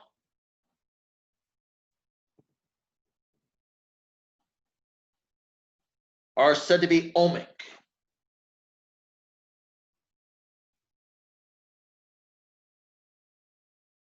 They are said to be ohmic materials, OHMIC. Not all devices, not all devices do this. All right, and so those would be called non-ohmic. So again, ohmic materials obey this current versus voltage relationship. So OHMIC, ohmic. All right. So again, German physicist named George Simon Ohm, lived from 1787 to 1854, studied currents flowing in various media. Ohm noticed that the current is proportional to the voltage. Okay, that relationship is called Ohm's law. All right. Now, it is a cause and effect relationship. The voltage is the cause, the current is the effect. Now, Ohm also noticed that not all materials are equal. Some allow the flow of a current very well, and some do not. All right. So not all materials are equal.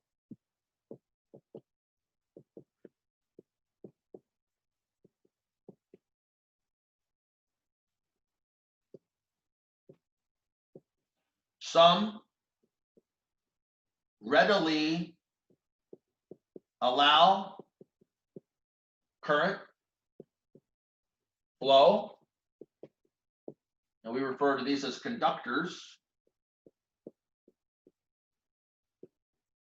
and some do not.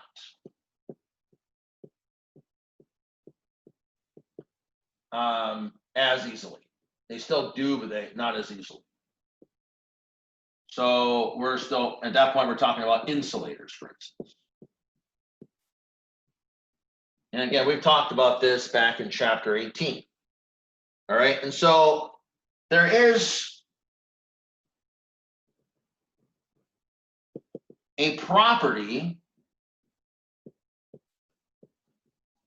of materials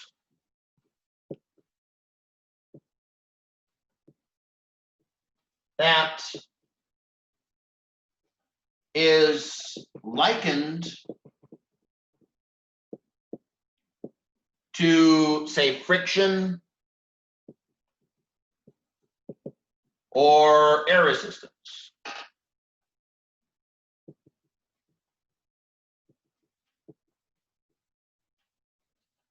It is called resistance.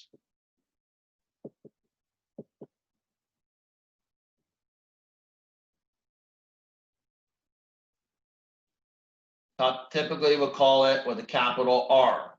Ohm found out that the resistance is inversely proportional to the current.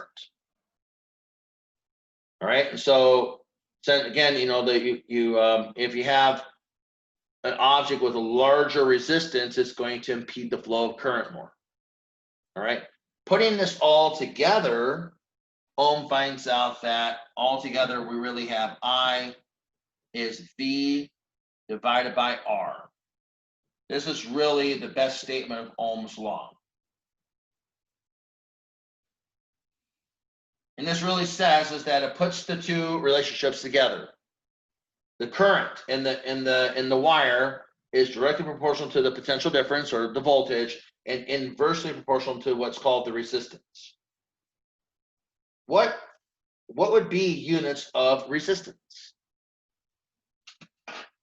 Okay, what would be the units?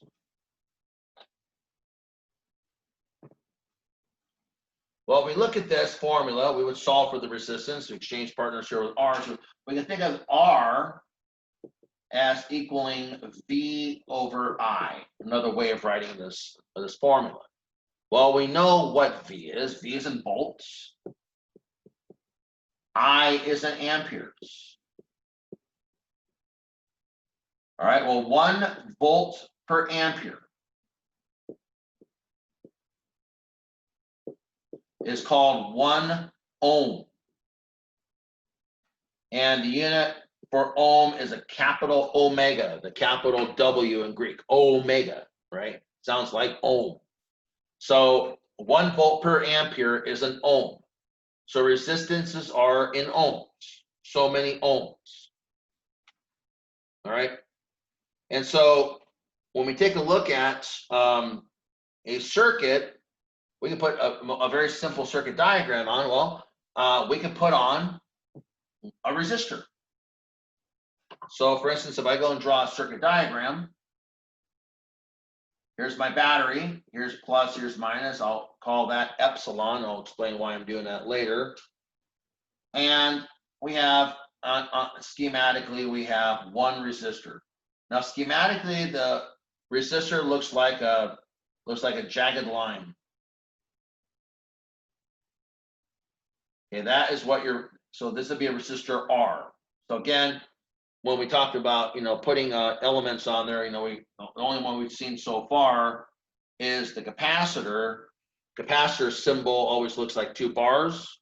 The battery symbol looks like a little bar for negative and a positive bar for positive.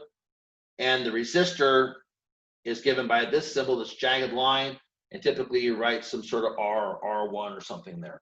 And of course, what we're after is potential, right? And so if we go around a circuit, we know that as we go around the circuit, we have a bump up in potential, positive epsilon. As we go around, every single circuit element is going to be equivalent to a voltage drop. All right, and so we'll drop potential, call it V sub R for right now, across the resistor. And we come back and we find out that by the conservation of energy, we add up all of these potentials, we get 0. So what is the voltage drop? Again, this is what we were saying is the voltage drop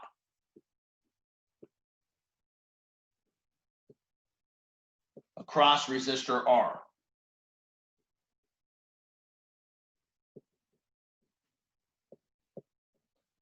What is that voltage drop? Well, what do we know? We say it's an ohmic resistor. We do know this much. I can say, well, I know that V sub R is what? Well, what did we say it was? We said that the current, let's remember here, the current was the voltage, we'll call it V sub R in this particular case, divided by what? Divided by the resistance. So if I want the voltage drop across the resistor, little V sub R, well, that's going to be cross multiply. It's going to equal IR. Many people remember Ohm's law is V equals IR. That's how many people write it down. So the voltage drop across a resistor is going to be given as IR. You know, every circuit element has its own voltage drop. A voltage drop across a capacitor is Q over C. Remember Q equals CV. So every single circuit element has its own rule about how much voltage drop or how much voltage potential difference. You know, it always drops to, you know, from higher potential to lower potential. How much potential difference is dropped across a circuit element? Or everyone has a rule. The rule for the resistor is I times R. It's directly proportional to the so it's directly proportional to I and the resistance R. All right, and so right here I would substitute, and I know what the formula is now. It's IR. And so I can say that they have to balance out that epsilon, the voltage across the battery, is equal to IR. Has to balance out in this very simple circuit. All right. Again, this is true for this simple circuit. This is just one battery or one power source, power supply, and one resistor. Very, very simple circuit. So again, resistances can vary greatly. Okay, so they vary greatly. So you may have resistance, for instance, resistance values have a huge range.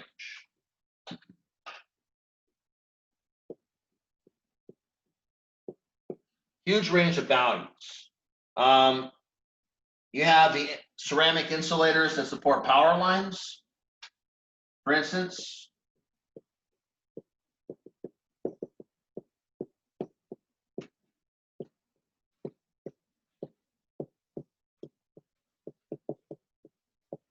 Can have resistance on the order of 10 to the 12th ohms.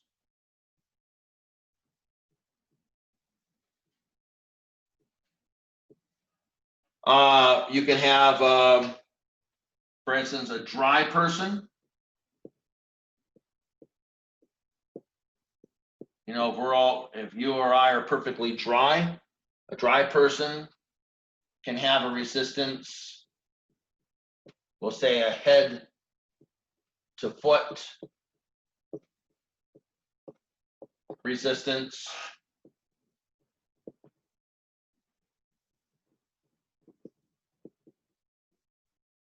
of about 10 to the 5th ohms.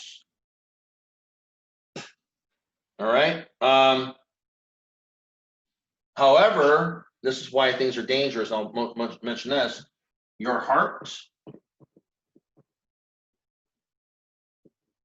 has only a resistance of about 10 to the 3rd ohms. I'll mention why that's important regarding shock hazards a little bit later. Essentially, large diameter copper wire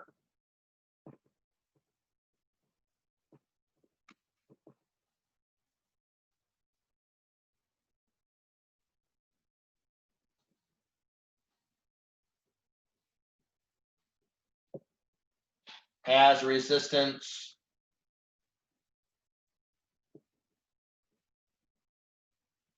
of only around, say, about 10 to the negative 5 ohms.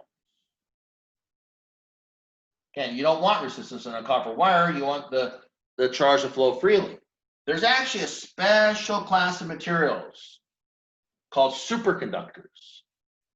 Superconductors are the only materials that have no resistance. You look up superconductivity. Superconductors have 0 resistance. Now, of course, they have to operate very cold and with low magnetic fields.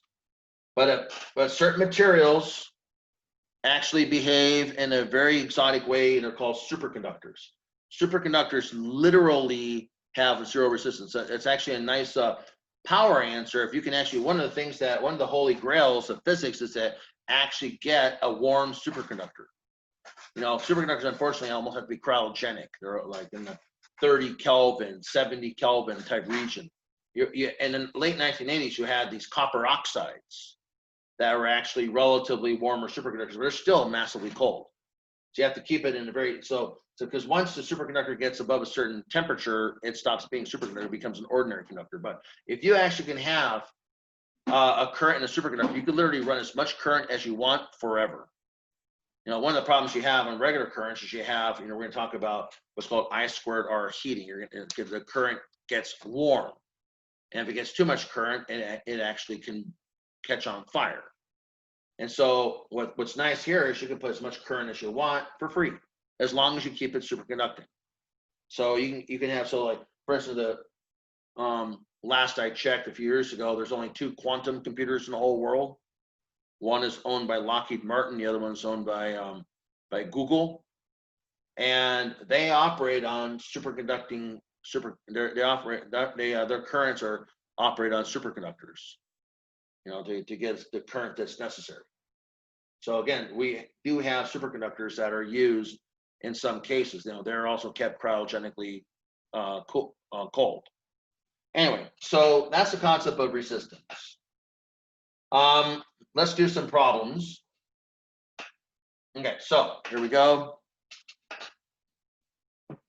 We have the new circuit element called resistors. They have a unit of resistance called the ohm. OpenStax 20.18 says, what current flows through the bulb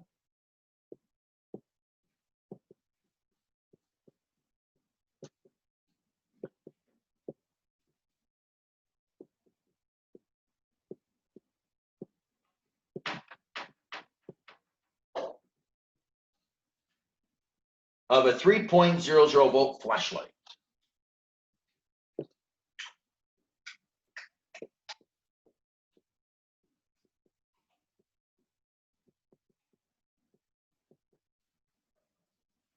When its hot resistance is 3.60 ohms.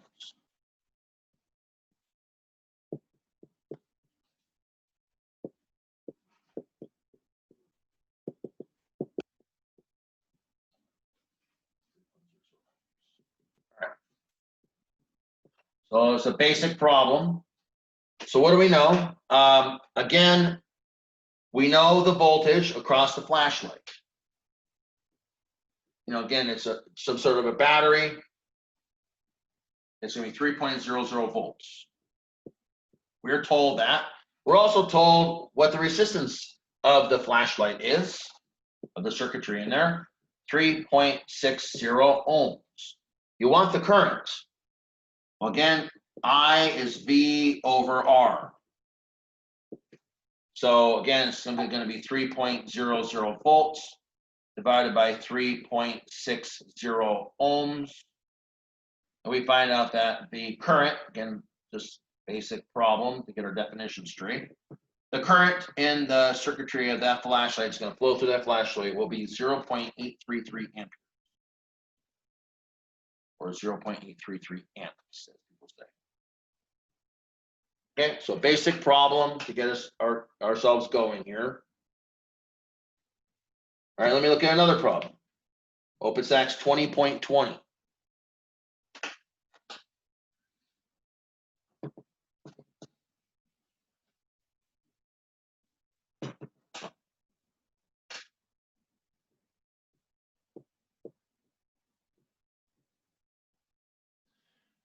This says, what is the effective resistance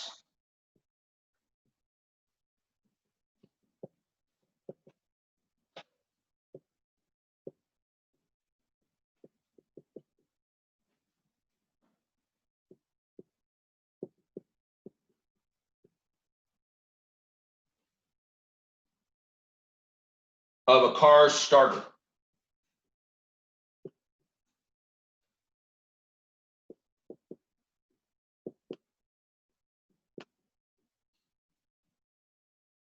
motor when 150 amps or 150 amperes of flows through it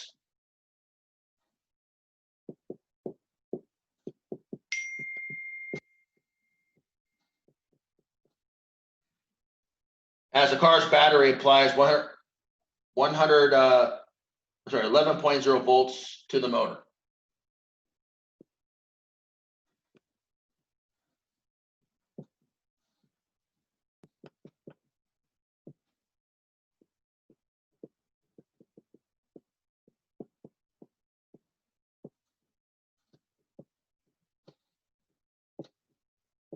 All right, starting a car.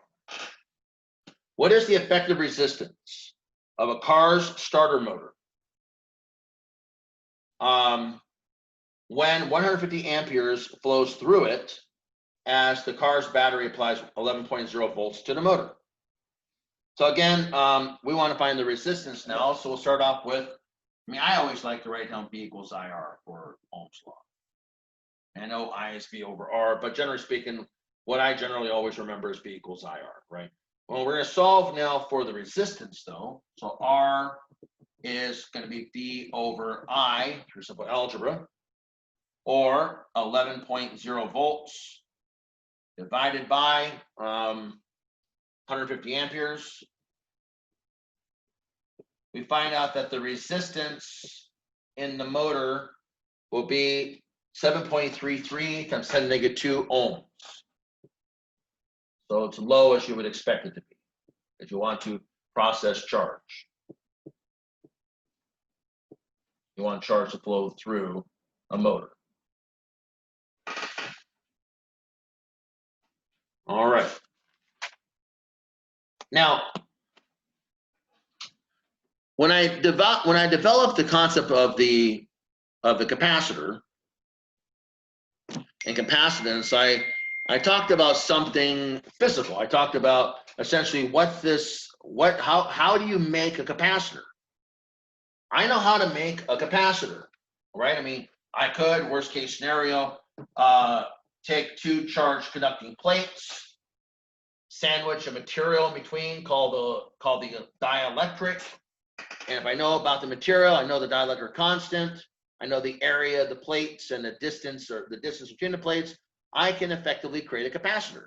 And in fact, I could do this if I know the inner and outer radii, let's say, of two cylinders that are concentric, one cylinder, and I have dielectric material between, sandwiched in between another cylinder, two cylindrical conductors, and I can calculate its capacitance, or I can calculate the capacitance of a spherical capacitor like this. So again, I can build a capacitor.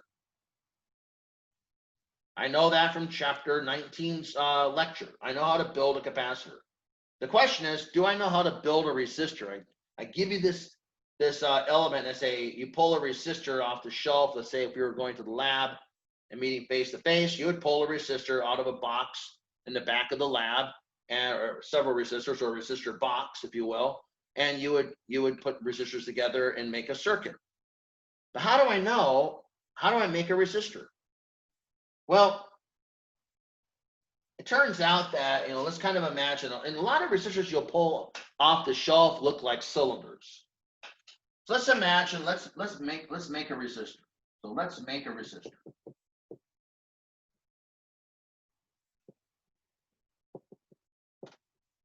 All right, so what are we gonna do?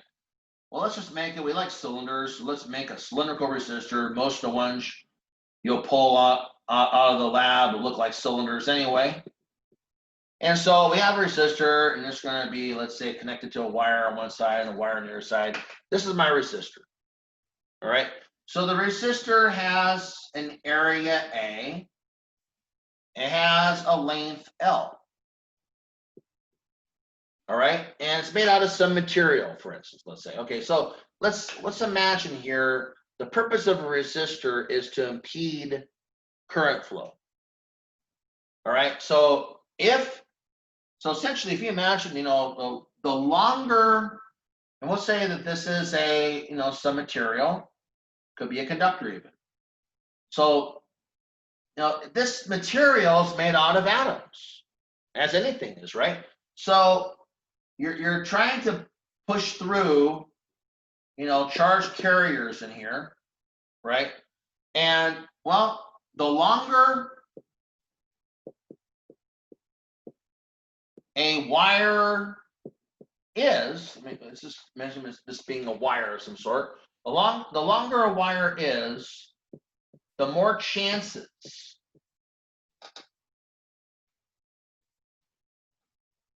that electrons flowing free charge electron, we'll say electrons, more chances that free electrons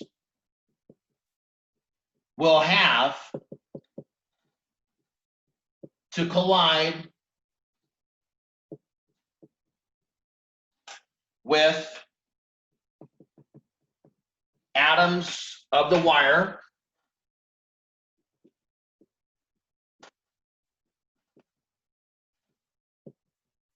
or the wire surfaces.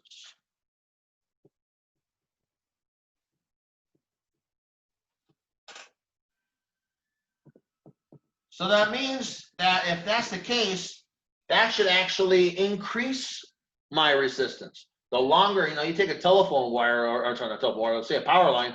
Well, one of the problems you're going to find out with the power line is the longer you make the power line, the more chance there is to have losses, right? So essentially, the longer a resistor is, the more chances that it has to, essentially, the more chances there is now for electrons to bounce against other atoms.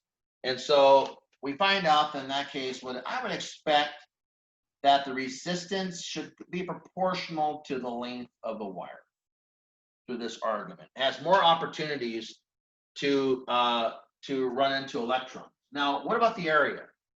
What happens if I make the area bigger? Well, if the area is bigger, it's kind of like, imagine when we study fluid mechanics with a garden hose. If I pinch the garden hose, what happens is I impede the flow. If I make the hose bigger, I make the flow more easier. So if the cross-sectional area is larger,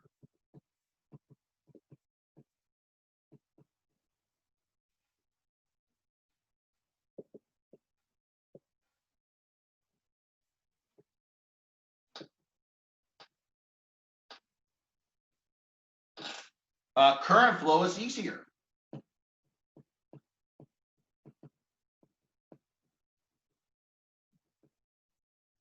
Well, if I'm a resistor, I don't want current flow being easier, right? If I'm a resistor, my job is to impede current flow. So if you're making current flow easier, that goes against my job. So that basically means that the resistance should be proportional to 1 over the area. The larger the area, the less is the resistance, right? And so I would expect geometrically that the resistance should be proportional to the length of the resistor, but inversely proportional to the area. And in fact, it is indeed that, but there's one other piece of information, and that is the material in which the resistor is made. So far, what do I know from my arguments? I know from my arguments that the resistance should be proportional to the length, and the resistance should be inversely proportional to the area. Again, I'm just giving physical arguments and making this. So proportional to the length, inversely proportional to the area. I'm building a resistor, but now I gotta go pick my material.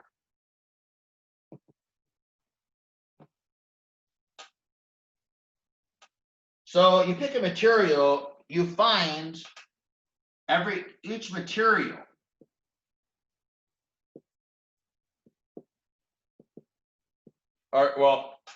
again, materials are not equal. Each material has a property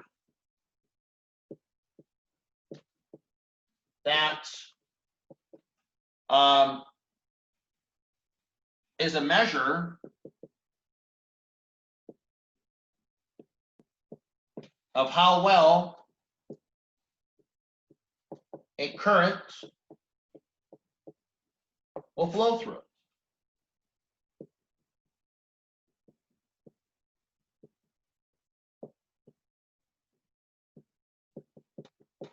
This is called the resistivity.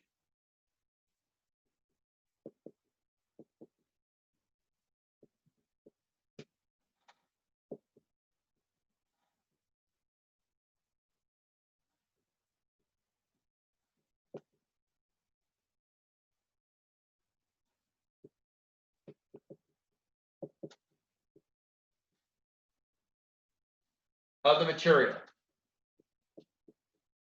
You look this up in a book or look this up on your iPhone or whatever. Or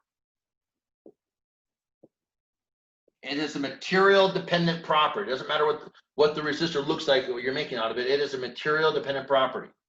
So it has units of ohm meters. You look it up in a book, ohm times meters. All right, and so if you look up the resistivity of a material, now you can put all this together and you can actually build yourself a so again, the material with a large resistivity, well, that would give you a large resistance. Material with a low resistivity would give you a low resistance. So we also can imagine that the units for resistivity is rho. So R would also be proportional to rho, the resistivity. Again, rho is the Greek letter. This is RHO. The same letter you saw for mass density, charge density. It's oftentimes used as a density.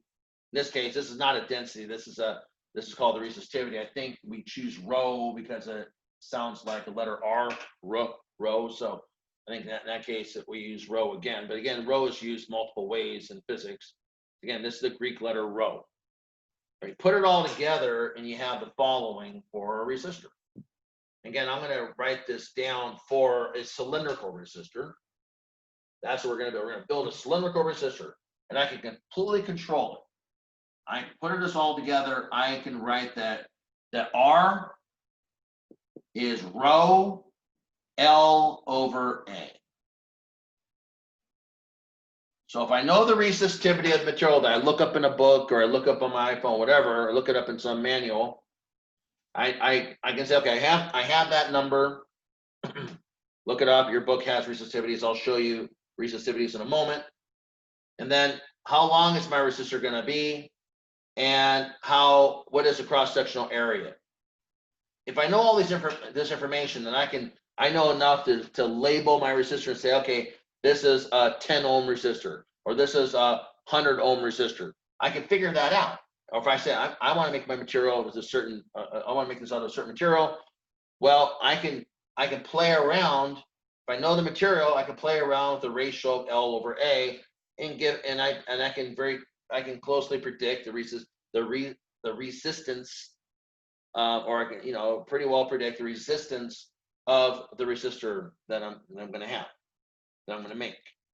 So again, I have the ability in this manner to actually create a resistor. Now, unlike capacitors, which only depended on geometry, the resistance depends on geometry and a material property. It does depend on what the material is made of, unlike capacitors. Capacitors do not care what material you're making out of. Now, we also find out that there is a temperature dependence on resistivity as well. So, essentially, as temperature increases, what happens is that, what is temperature? Temperature is what? The average thermal energy of a material. Average thermal energy, same as average kinetic energy. So when a temperature of a material increases, it starts jiggling around more. And it becomes easier than to collide with an electron. So oftentimes when materials heat up, their resistance goes up because they get thermal agitation. So it turns out that there is a temperature dependence on resistivity.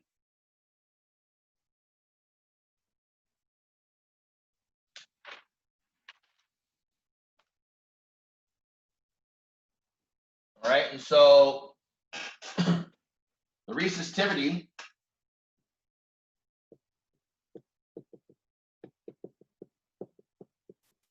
has temperature dependence.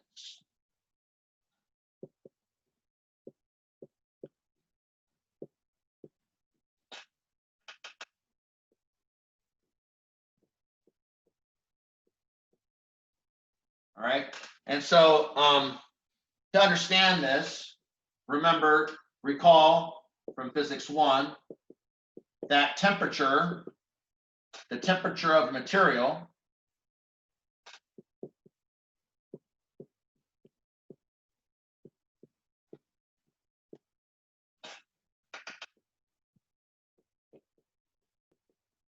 is a measure of its thermal energy.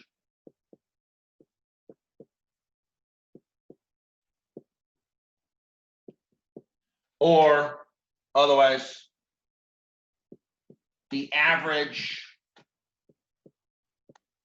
kinetic energy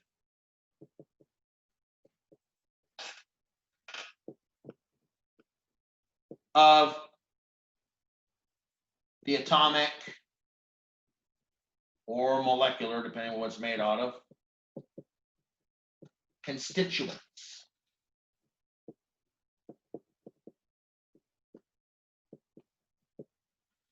Effectively, what this means is that the atoms or molecules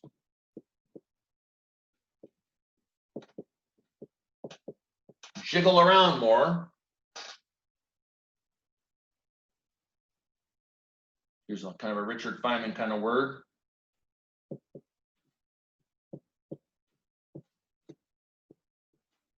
At higher temperature.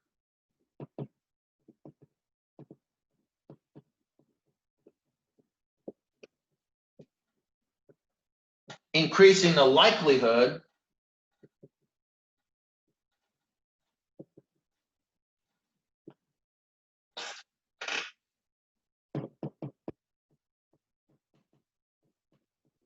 of a flowing charge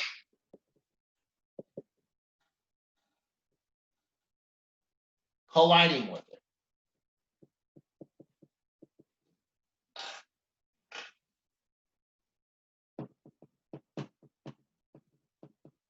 Fortunately, there's a simple relationship of this temperature dependence for most materials.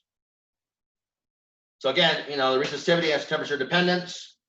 Again, the more temperature is the measure of thermal energy, which is the average kinetic energy of the constituents that make up the conductor or the resistor in this case. And when objects have higher temperature or more kinetic energy, they jiggle around more.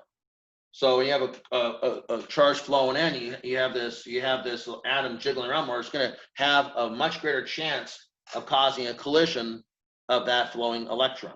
More collisions means it's going to lose energy, increases the resistance. So there's generally a nice simple relationship for the temperature dependence on resistivity.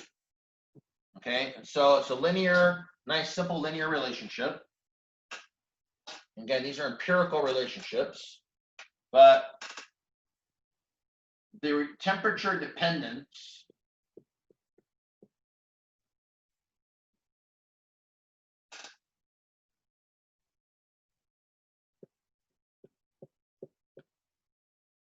of resistivity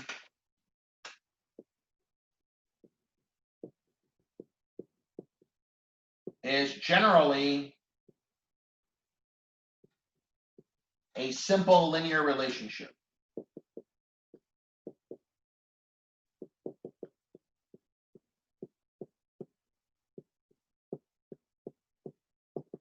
Given by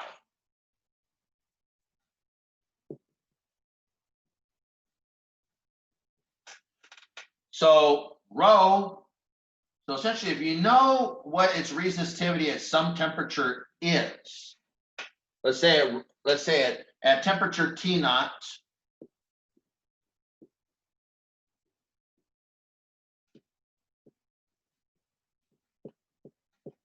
the resistivity is rho naught.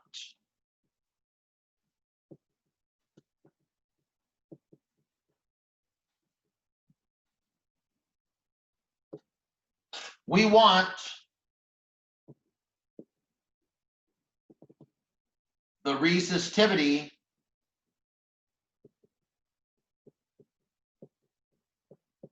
rho at a different temperature T.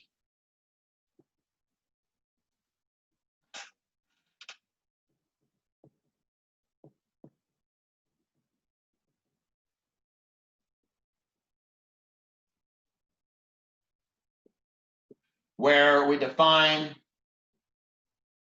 delta T as simply T minus T naught. All right. So we know what rho naught is. We know that resistivity rho naught for a particular temperature T naught, typically 20 degrees Celsius. We want to find out what the resistivity at a different temperature T is, which we call rho. The relationship, and again, that delta T is change temperature.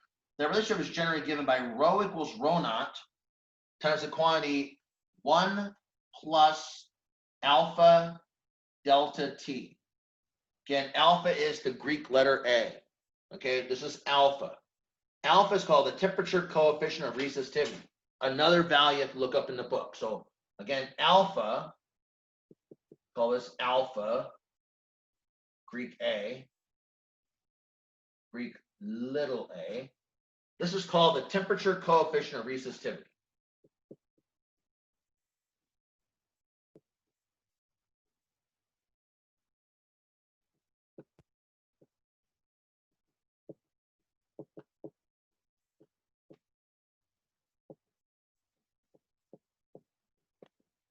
Its units are what? Well, this is unitless. This is ohm meter. This is an ohm meter. This is unitless. So alpha delta T has to be unitless. So delta T is degrees Celsius, whatever. So that it has to be 1 over whatever the temperature unit is. Oftentimes 1 over degrees Celsius. It has to work out so that that particular term is unitless. So if that's degrees Celsius, it's delta T. 1 over degrees Celsius is going to give you unitless. Unitless plus unitless is a unitless number. That's going to multiply no units. It's going to multiply resistivity and give you resistivity. So again, this whole parenthesis has to be unitless. So the temperature coefficient of resistivity, you have to look this up in a book, is something that tells you, some materials change with temperature better enough. So again, this temperature is not a large temperature difference, but it can vary up to 100 degrees Celsius. So if you're talking about temperatures that are very greater than 100 degrees Celsius, then this particular formula begins to break down. Your delta T can be a relatively large range, but it can't be incredibly large. All right. And so again, you have this nice relationship. This tells you how does the resistivity of your material change. It also tells you how the resistance changes. Remember, so I write this formula, I can write this formula down for resistivity, but remember the relationship of resistance. Go back to our formula for resistance. Remember, in general, resistance is what? Resistance is rho L over A. So if I multiply both sides of this equation by L over A, so I have rho L over A is rho naught L over A. And I have the right to multiply both sides of the equation by anything I want. Times 1 plus alpha delta T. Well, now I have an equation for resistance. Rho L over A, I can call that R. That's the resistance at temperature T. And rho naught L over A, I can call that R naught. That's the resistance at T naught. Times the quantity 1 plus alpha delta T. So this equation can very easily, as I just showed you, be made to be a temperature dependence also on resistance. Okay, and so resistivity can change with respect to temperature, so also can resistance in a very easy way. And again, this is a formula that's good for cylindrical resistors, which is the only kind we're going to study in this class anyway. So there you go. Okay, let's work some problems out.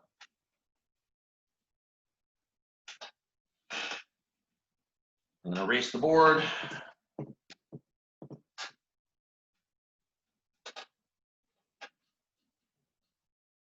Okay. Look at OpenStax 20.24.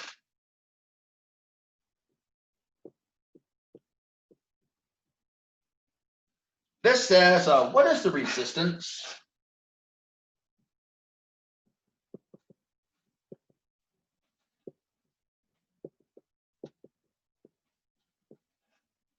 of a 20.0 meter long piece of 12 gauge copper?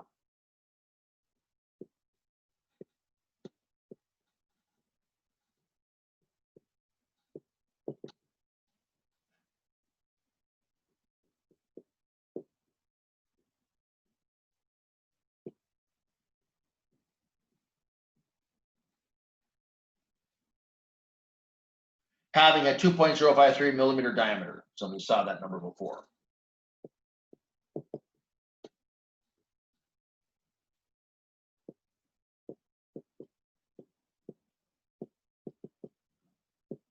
All right, so we have the diameter and the length, and so let's see, what's our formula? We want the resistance. R is rho L over A. Okay, so good. I have L. I'm being given L. That's just 20 meters long. Assuming I have a nice, cylindrical. Again, I'm going to assume a cylindrical conductor, not drawn to scale by all means. Remember, this is my length. This is my area. Right? So again, I'm assuming a cylindrical conductor. All right, great. I have L. I need to find A. All right. So again, I got to do the same calculation as before. The area of a circle, circular cross section is, again, I showed you this, pi d squared over 4. D is a diameter. That's what I'm given for this 12 gauge copper. So pi, again, I did this very calculation earlier, but we'll do it again. 2.053 times 10 to the negative 3 meters, square it, divide by 4. I found that the area is 3.31 times 10 to the negative 6 meters squared. Great, I have the area. Let's write that down in my parking lot.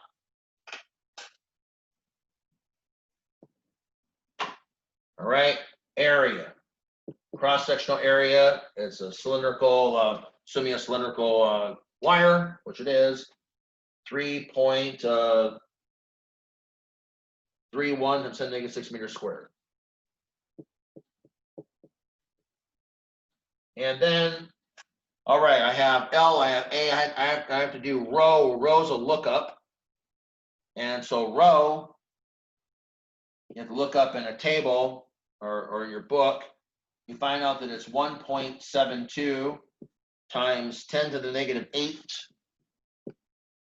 ohm meter for copper. So again, let me work this problem out and let me show you that table of resistivities real quick that OpenStax gives you. Let me just finish this problem. So R rho L over A, 1.72 times 10 to the negative 8 ohm meters. L is 20 meters. A is 3.31 times 10 to the negative 8 ohm meters. And we find out that,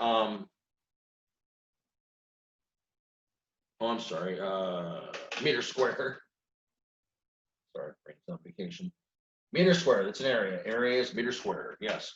So we work this out, you find out that R, I'm still on the board here, 0.104 ohm.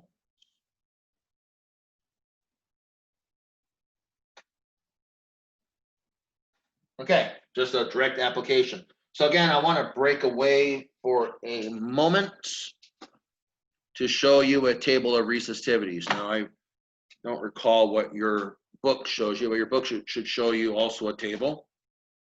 So let me give me a moment here. So again, it's a table lookup. So let me actually get to it.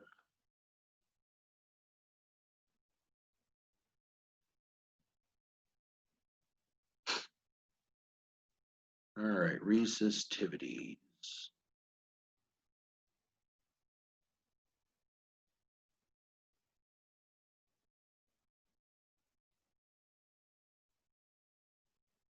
It's coming. All right, let me share. Give you an idea of what you want to look at. So let's let me share with you here.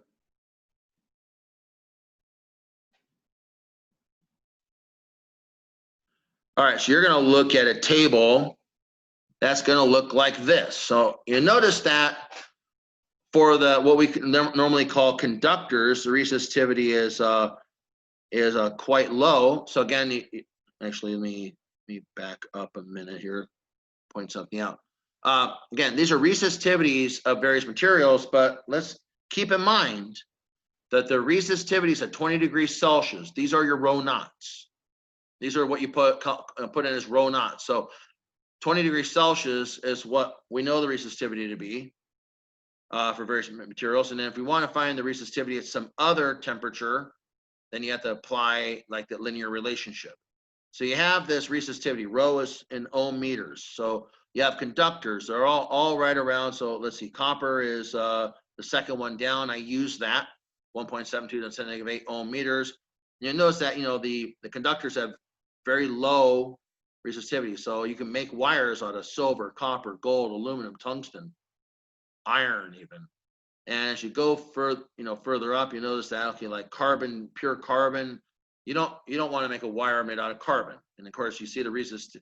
Now you might want to make a resistor out. You might want to make a resistor. So you start looking at it. Well, I have really, really small resistivities, so I'm certainly not going to probably want to make resistors out of the conductors. That wouldn't make any sense. So again, that would be a bad choice. I want to make something like carbon. Pure carbon might be something I would make a resistor out of. It's 1,000 times higher resistivity as all the materials you saw that we normally have as conductors. Silicon, very large, 2,300 ohm meters. And insulators are really large. Amber, 5 to the 10 to the 14th. Glass, 10 to the 9th to 10 to the 14th. Lucite, greater than 10 to the 13th. Mica. So you have all these various rubber. We always see rubber, 10 to the 13, 10 to the 16. So again, you see that you want a candidate for a good resistor, making a good resistor. Well, a candidate would be ones that have higher resistivities. Now, again, the alpha values, if you're trying to figure out, that there's a temperature dependence. Well, we have the temperature coefficients of resistivity. That's another table in the book. That's alpha, again, as you see here, is given in terms of degrees, 1/degree Celsius. So that means that when you do the temperatures in your calculation, you want those to be in degrees Celsius because the coefficient of resistivity is 1/degree Celsius. You don't want to be doing that calculation in kelvins or Fahrenheit, right? You want them to be in Celsius to match the units of your temperature coefficient of resistivity. So again, these are various values. Silver, copper, gold, aluminum, so on and so forth, right? You look these values up. So these are empirical lookup, all right? So I'll give you an idea. I'm going to stop sharing. All right, so you need to depend on a table that has resistivity values and temperature coefficient of resistivity values, depending on what kind of problem you're doing. Okay, I want to do a few more problems in the resistivity regime here. So I'm going to do OpenStax 20.26.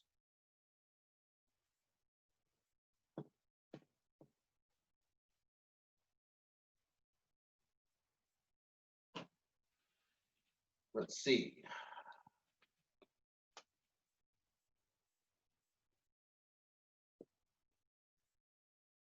.26. That says if the 0.100 millimeter diameter tungsten filament, so if the 0.100 millimeter diameter tungsten filaments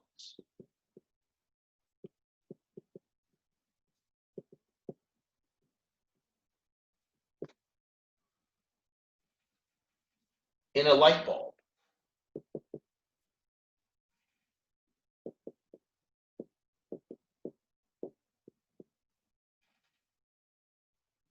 is to have a resistance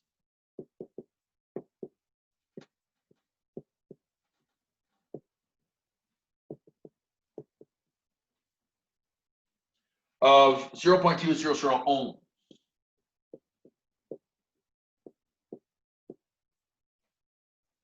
At 20 degrees Celsius. How long should it be? So again, another direct application of the formula for resistance in terms of resistivity.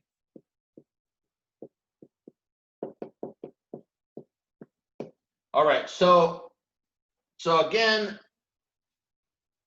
you want we know what R needs to be. So we're talking about that the diameter. So let's figure out the area. So the area of this filament is going to be pi d squared over 4,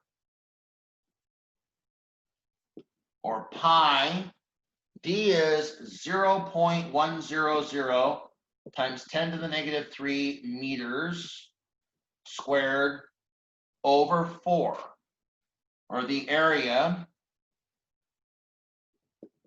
You work that out, you find out 7.85, very skinny. 7.85 times 10 to the negative 9 meters squared. That's the A. What we don't know is the L in the formula. We do know the resistance that we're after. The target resistance is 0.200 ohms. We know that. And let's see, we have A, we have R. What we don't know is rho, and we said it's tungsten, right? So tungsten, gotta look up rho for tungsten in the table.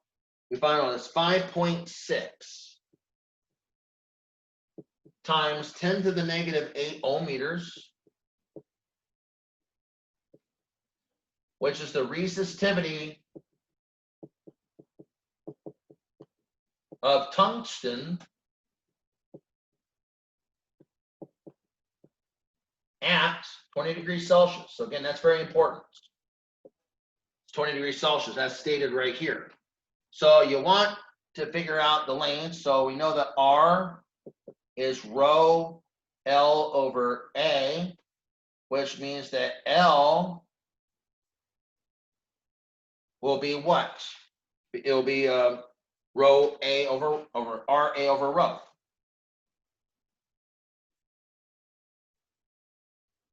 Okay, and so that would be 0.200 ohms times the area, which is 7.85, times 10 to the negative 9 meters squared,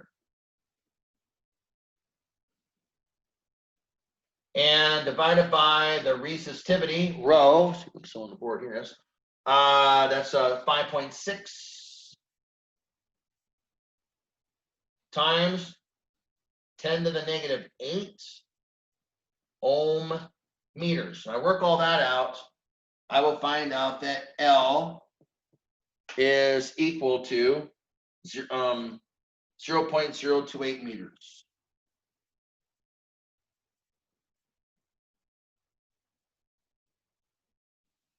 Again, I'm going to the formula R equals rho L over A. I was given the diameter, so I have to calculate the area like normal.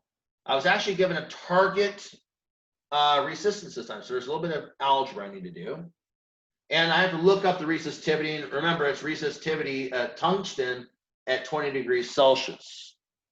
Putting it all together, solving for L, very simple algebra, L becomes RA over rho. Putting it all together, you find out that L is going to be a filament of length 0.028 meters in order to be able to meet this resistance goal. All right. So again, that's 20.26.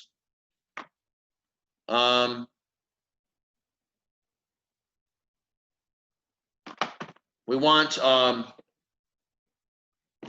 continue. Let's do 20.27, OpenStax.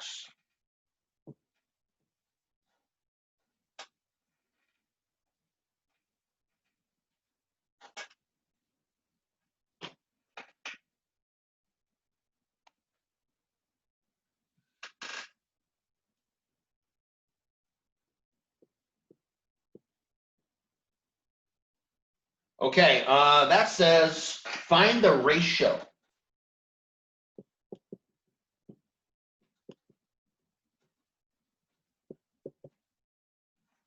of the diameter of aluminum to copper.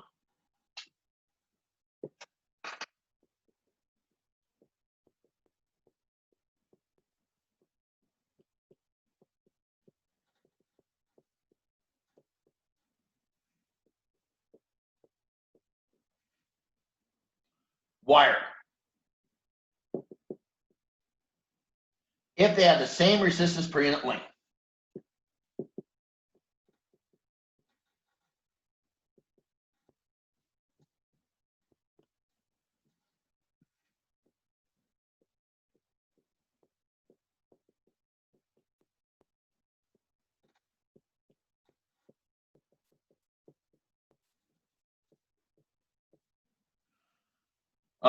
As they might in household wiring, in parentheses.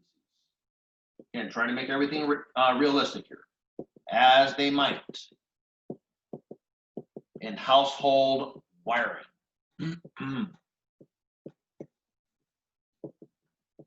Okay, so some houses have just copper wire, some have aluminum, some have a little of both.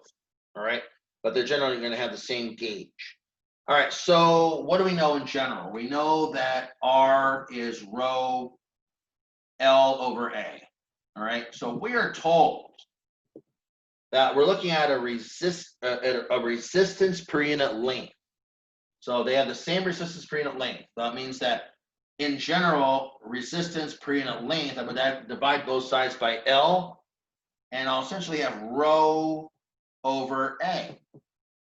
So what we're being told here is that essentially rho copper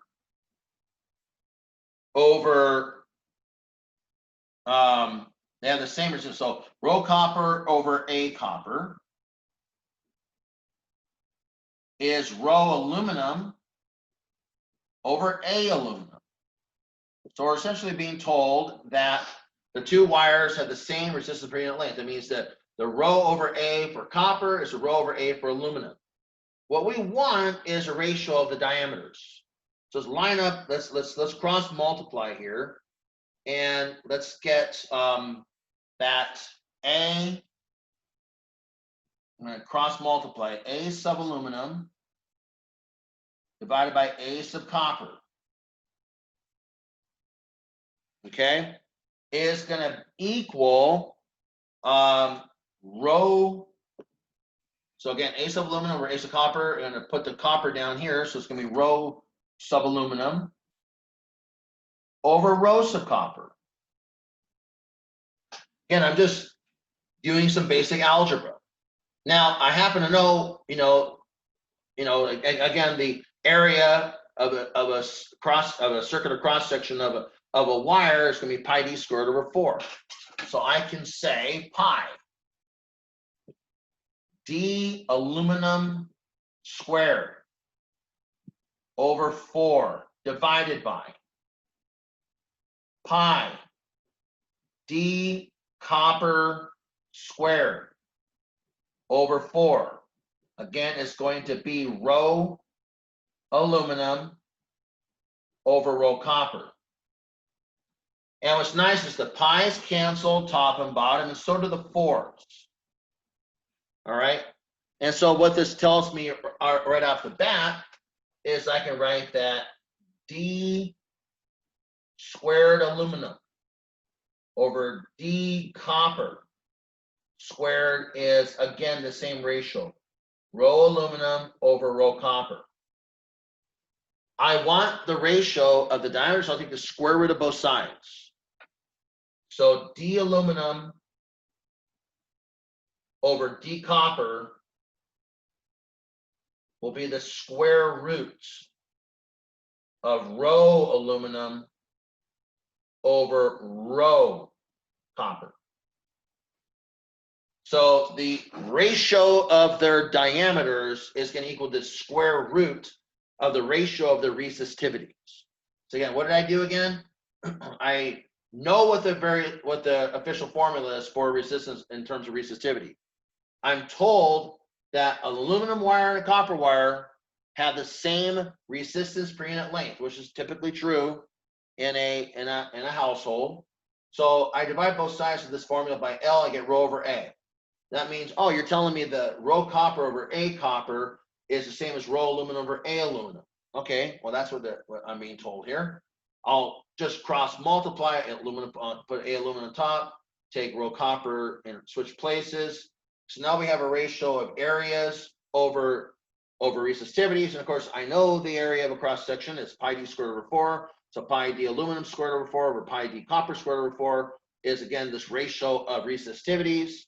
Pi's and 4s cancel, so d aluminum squared divided by d copper squared is rho aluminum over rho copper. If you want to get the ratio, d aluminum over d copper is the square root of rho aluminum over rho copper. Now, I don't have any more room, but it's now a matter of taking these relations and putting in the resistivities I need to look up. So looking them up, I want to do some erasing here for real estate purposes to write one more line of algebra here. So looking this up, I see that D aluminum over D copper will be the square root. I look up rho aluminum, I get 2.65 times 10 to the negative 8 ohm meter divided by rho copper. We just saw this value not too long ago, 1.72 times 10 to the negative 8 ohm meter square root.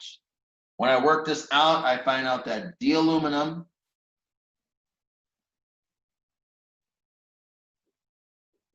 over D copper is going to equal 1.24. So in order to be able to get the same resistance per unit length, the copper wire has got to be fatter than the aluminum wire. All right, they're going to have the diameter is going to have to be 1.24 times the diameter of the copper wire in order to be able to get the same resistance per unit length, because of their difference in resistivities. Okay, so now, give me one moment here. I'm being message.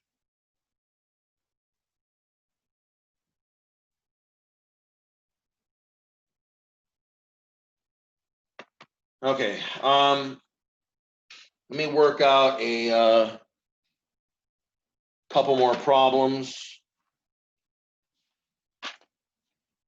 All right, so let's look at OpenStax 20.28.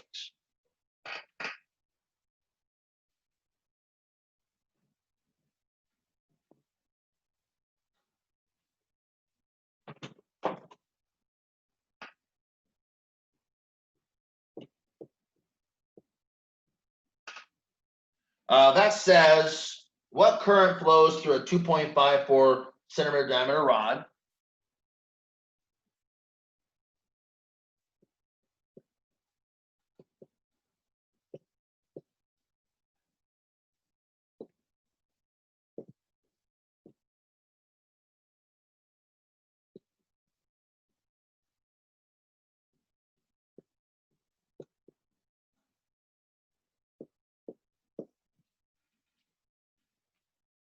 of pure silicon.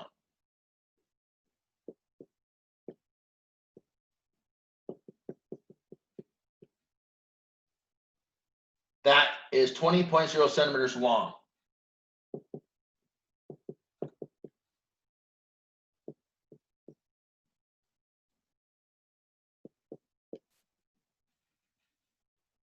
When 1.00 volts is applied to it.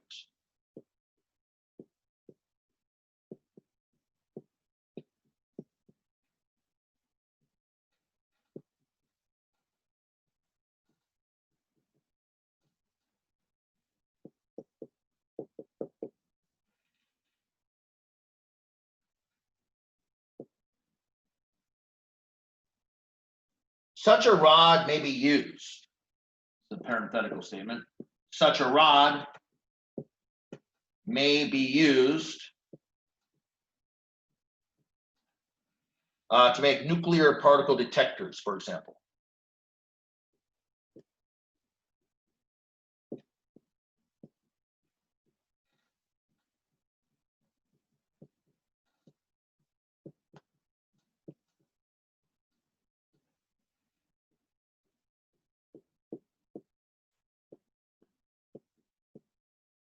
All right, so what current flows through a 2.54 centimeter diameter rod of pure silicon? That is 20.0, get that right? 20.0, yeah, centimeters long. When 1.00 volts is applied to it. Such a rod may be used to make nuclear particle detectors, for example. Okay, so let's remember this. I need some space. All right, so again, another direct application of the resistance or resistivity formula. So again, we want to use R equals rho L over A. So now A again is pi d squared over 4. We're given diameters again. Pi, the diameter this time is 2.54, so it's 10 to the -2 meters.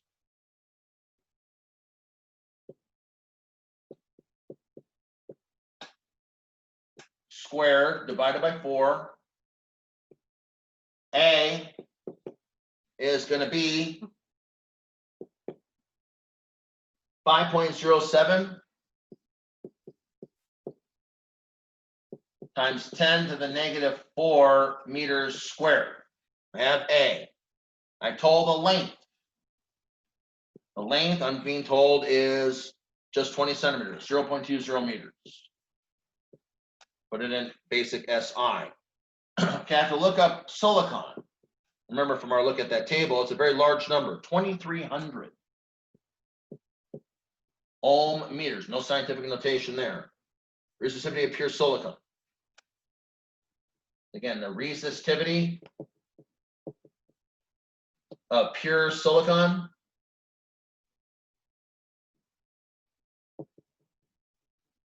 at 20 degrees Celsius. All right, so there you go. So it's a matter of just plugging it on in. So to get the resistance, once I have the resistance, I apply a voltage across, then I get the current, right? So I can't do V equals IR until I don't know I and I don't know R, right? So I have to find R. This is me just not being given R. I actually have to determine R. All right. So R is rho L over A. So again, it's going to be 2,300 ohm meters, L 0.20 meters divided by A, which is going to be 5.07 times 10 to the -4 meters squared. R, I'll just write it here for space purposes. It's going to be 9.07 times 10 to the 5th ohms. So very large resistance. So now I apply Ohm's law. I equals V over R to find the current. When I apply 1.0 times 10 to the 3rd volts across this. 1.00 times 10 to the third volts divided by 9.07 times 10 to the fifth ohms. I find out that that current becomes 1.10 times 10 to the negative 3 amperes.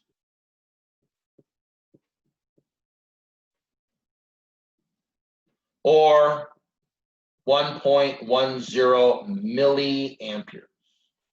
Either answer is perfectly fine. So again, I had to do a little bit of work. I really wanted to go to Ohm's law. But the problem is I don't know I and I don't know R. I had to go find R. I'm given plenty of information about this object. I know it's made out of pure silicon. I'm able to get rho. I'm able to get, I know the length. I'm given a diameter so I can get the area. And I'm given enough information to fill out the right-hand side of this formula, and I'm able to get the resistance. 9.07 to 10 to the fifth ohms.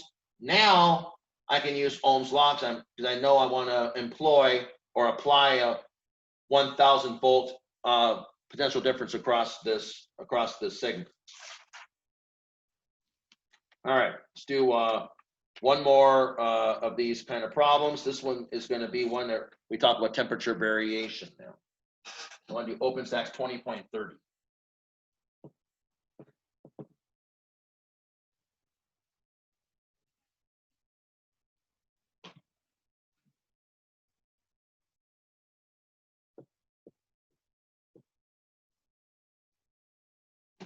All right, a resistor made of nichrome wire.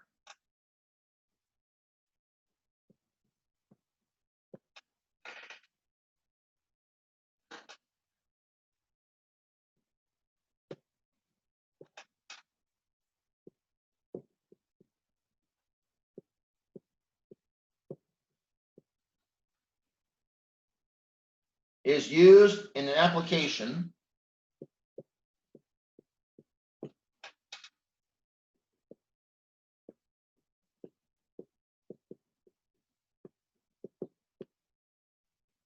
where its resistance cannot change more than 1.00%.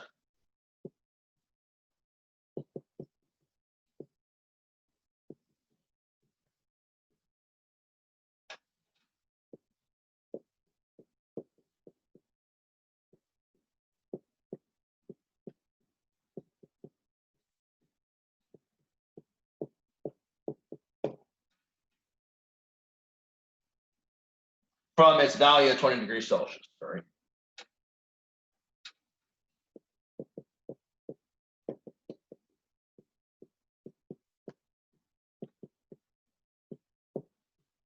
Okay, over what temperature range can it be used?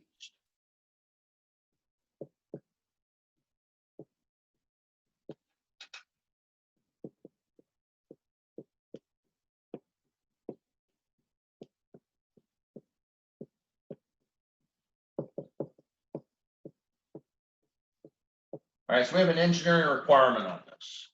A resistor, we're going to make it a resistor made out of nichrome wire. So know what it's made out of. We can look up its resistivity at 20 degrees Celsius. And the resistance cannot change more than 1% either way from its value at 20 degrees Celsius. So over what temperature range can it be used? So again, we know that the, so let's let R naught. So again, let me, I need space. So, all right, so that's the engineering problem that we're faced with. Okay, so we'll let R naught. So let R naught be the resistance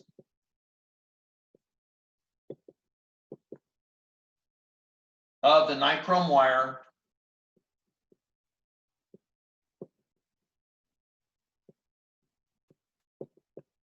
at 20 degrees Celsius. Okay.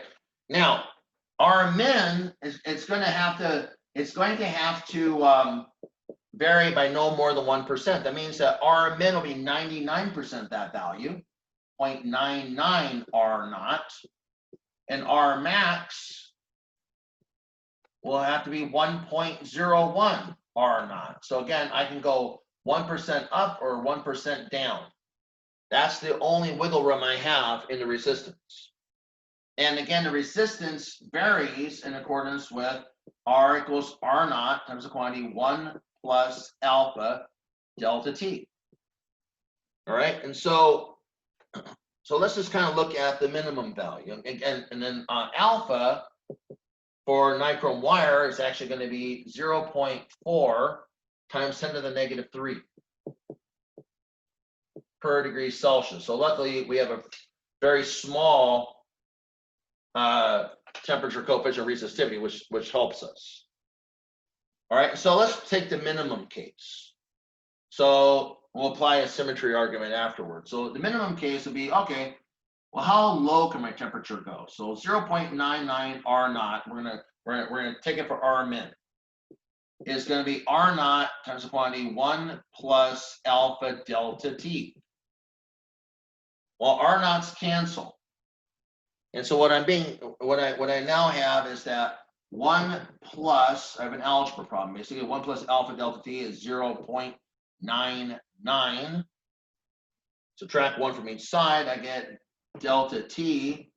Solve for delta T, I basically get negative 0.01 divided by alpha, or negative 0.01 divided by 0.4 times 10 to the negative 3 per degree Celsius. And I find out that my delta T can vary by 25 degrees Celsius. Again, this tells me how far I can go from 20 degrees Celsius down to the minimum value. But using symmetry, I can use symmetry and make the argument that, okay, that might be how far I go down to the minimum value, but I can use symmetry to go the other direction. So essentially, using symmetry, I can say that T min is 25 degrees Celsius. 20 degrees Celsius is the T naught value. Minus, I can go down 25 degrees Celsius to be negative 5 degrees Celsius. And the max, T max, by symmetry, I can go 20 degrees Celsius plus 25 degrees Celsius, or 45 degrees Celsius. That means my range, my temperature range, is negative 5 degrees Celsius to 45 degrees Celsius. That's pretty good. So that means that as long as I operate within this range, as long as my specs are that I'm using this nichrome wire, that means I can operate in that range from negative 5 degrees Celsius to 5 degrees Celsius and be okay. I'll have the resistance will not vary by more than 1% one way or the other.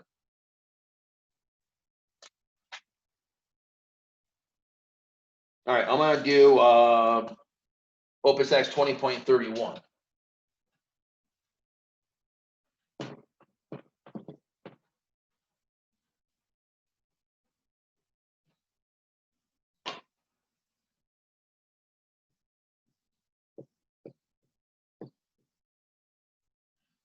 That problem says, what material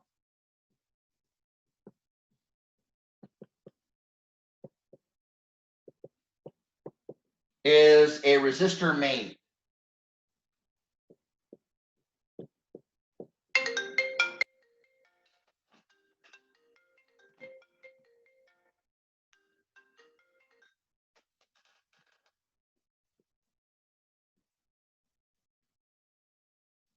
If its resistance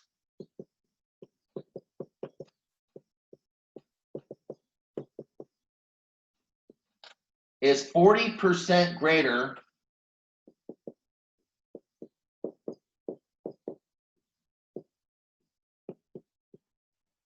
at 100 degrees Celsius than at 20 degrees Celsius.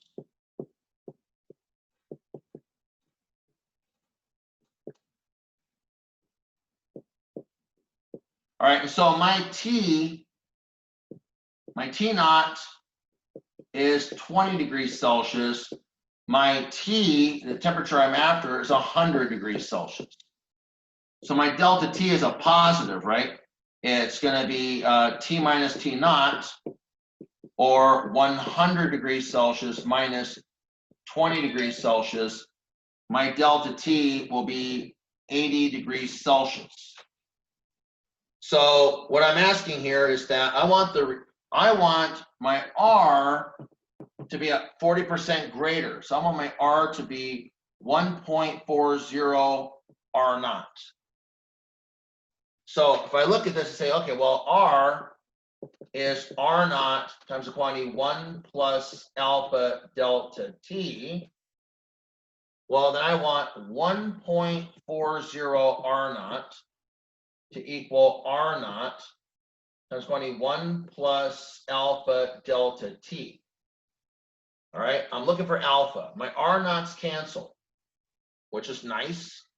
So alpha delta T is going to be, alpha delta T plus 1 is 1.40. Alpha delta T will be 0.40. And alpha will be 0.40 divided by my delta T, divided by 80 degrees Celsius, which is going to be 5.0